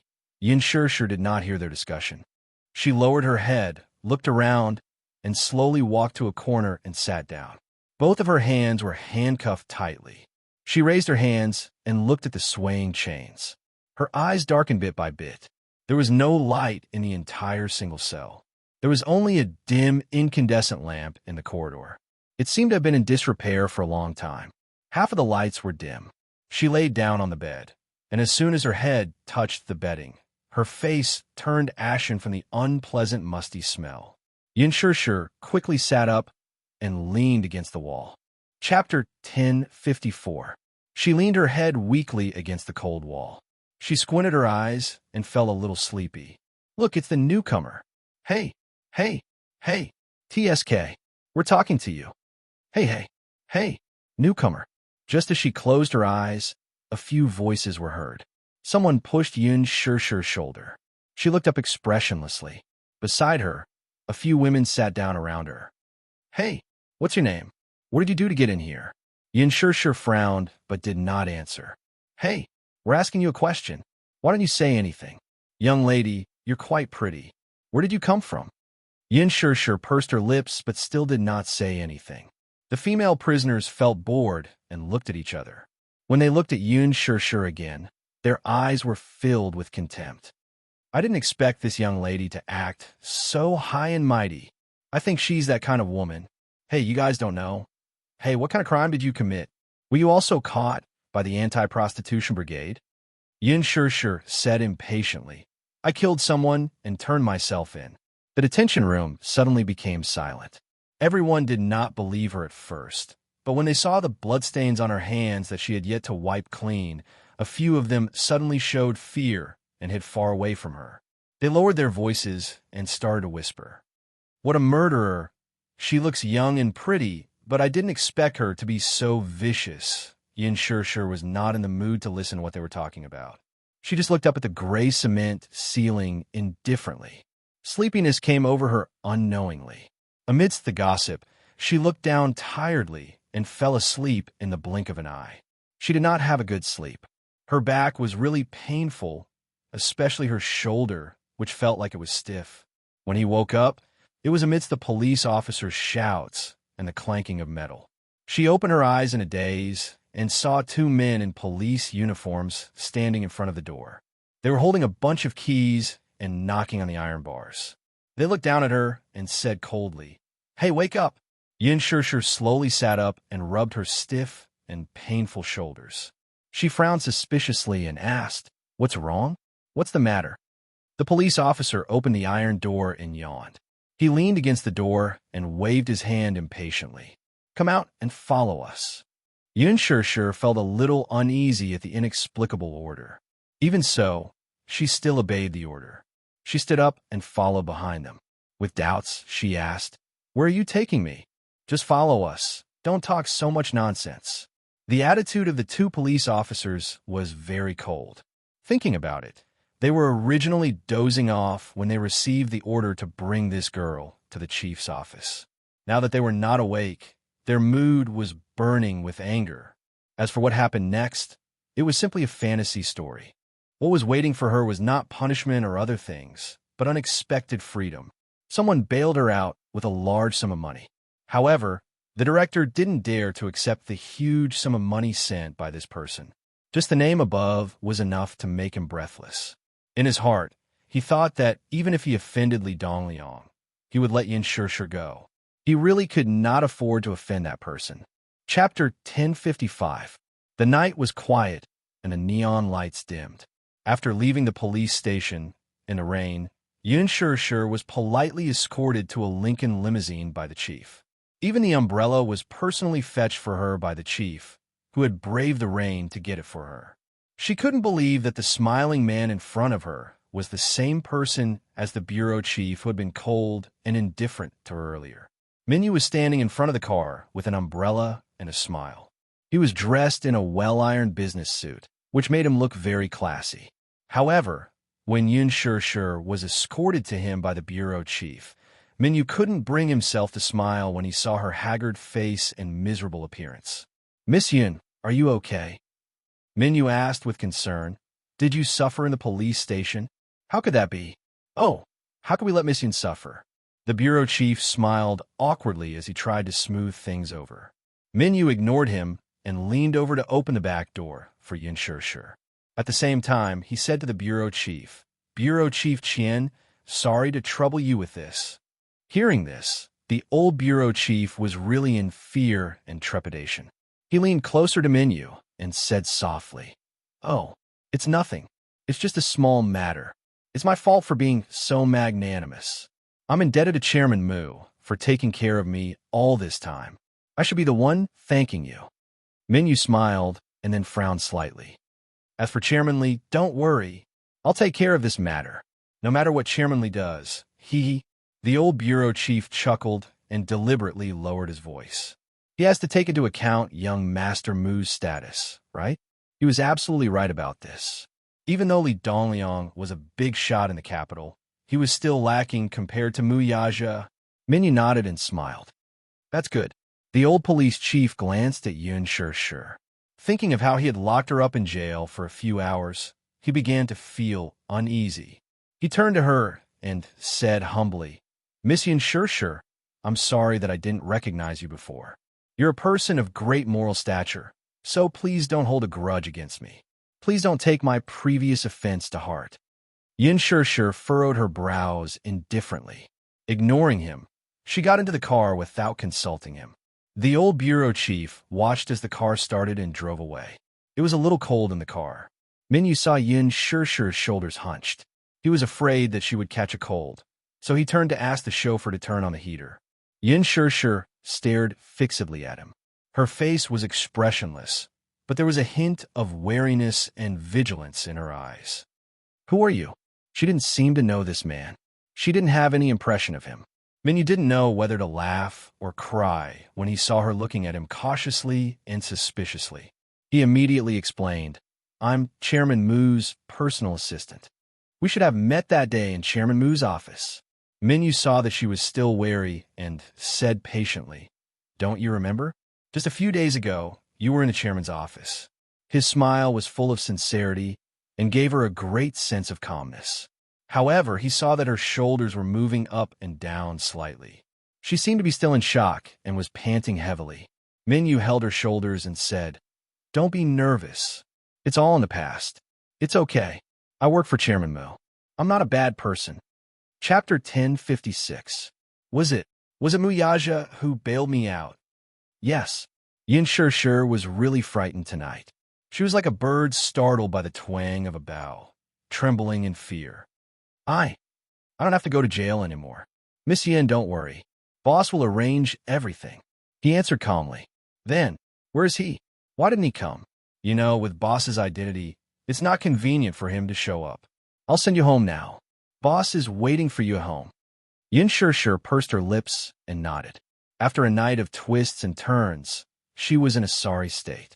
Her clothes were disheveled, and the hem of her clothes and cuffs were stained with hideous bloodstains. Now they were a little black. Sitting in the car, she quickly couldn't resist the fatigue and fell asleep. The car drove into Yun Shishir. Yun Shishir sleepily felt herself being pulled into a warm embrace. Her eyelids were very heavy, and she couldn't open them for a while. At this moment, the sky was already bright. When Mu Yaja carried Yun Shishir into the bedroom, he couldn't even feel the weight of the person in his arms. She was too light. She was so thin that he couldn't even hold her waist. Her heart ached a little. He didn't even dare to use too much strength. He felt that if he wasn't careful, he would break the bones of the person in his arms. Mu Yaja placed her on the bed and turned on the wall lamp. He looked at the woman who was curled up into a ball, only to see that her clothes were tattered and torn into thousands of rags. It was obvious that someone had torn them apart. Mu Yaja searched her body and saw that there were countless strangulation marks and bruises on her body. How could this woman get hurt so easily? Mu Yaja's dark eyes searched her body over and over again. Suddenly, he caught a glimpse of the bloodstains on her hand that had not been wiped clean. His face turned cold, and he immediately grabbed her hand nervously to examine it carefully. After a careful examination, there were no wounds on her body. The bloodstains on her hands shouldn't be hers. His wrists were scarred by handcuffs. The red marks were very eye-catching. He was still worried and carefully checked her body, but his gaze suddenly fell on the kiss mark on her shoulder. Although it was called a hickey, it was more like a mark left by someone who had fiercely bitten him. His gaze instantly turned gloomy, and a chill shot out from the depths of his eyes, as if he wanted to freeze the entire world. There was no need to think about what she had gone through. According to Minyu, she used a pair of scissors to stab someone. Later, she called the police and was arrested on suspicion of intentional injury. She was not brave enough to hurt others. She had always been a gentle person. No matter what happened, she would never easily hurt others. However, what kind of desperate situation was she in that she didn't even hesitate to hurt someone? Most likely, he had been forced to the point where he had nowhere else to go. That was why he had done this. According to Minyu's report, Li Dongliang's side was unable to restrain their anger and was preparing to falsely accuse her of intentional homicide. All the servants in the villa would provide conclusive testimony as witnesses. However, according to the law, what she had done was only justified self-defense. It was obvious that Li Dongliang wanted her dead. Damn it.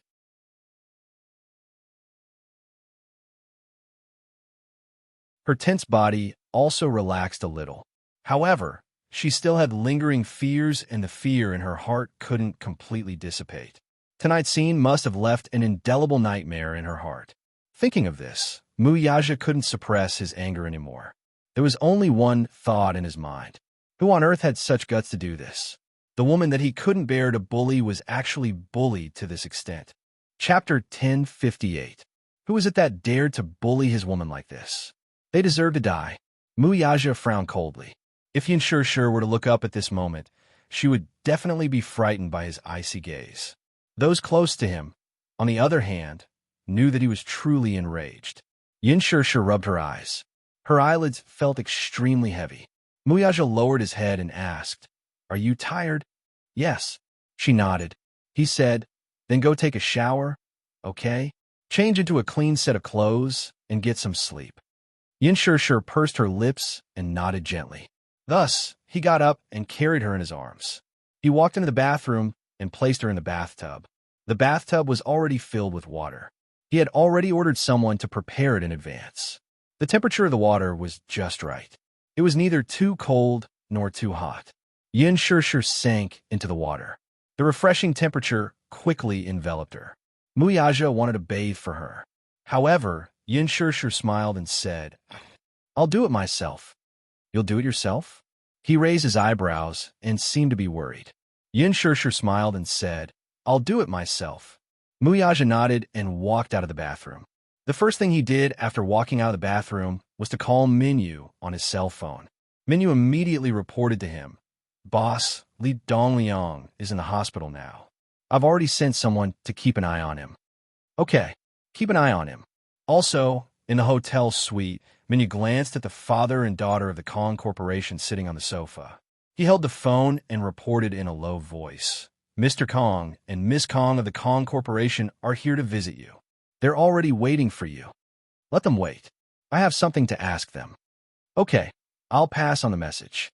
Muyaja hung up the phone, his handsome eyes narrowing in a calm and unruffled manner. "Kong Qixian, Kong Shaoqian, these two came at the right time. I have a debt to settle with them."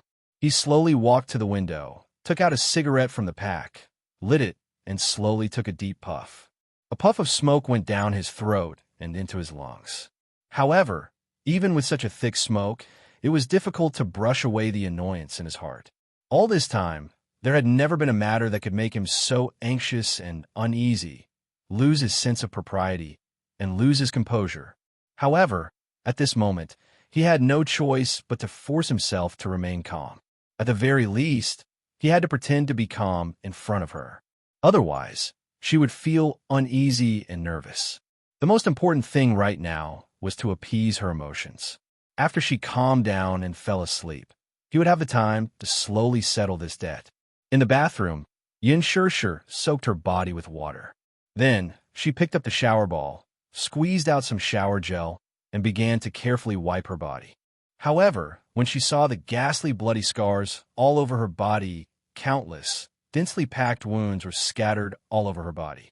Especially on her fair and flawless skin, they were extremely eye-catching. When she saw the bruises all over her body, her eyes were like a revolving lantern. The scenes of Li Dongliang's violence against her kept flashing before her eyes. Oh my God, so dirty, so dirty.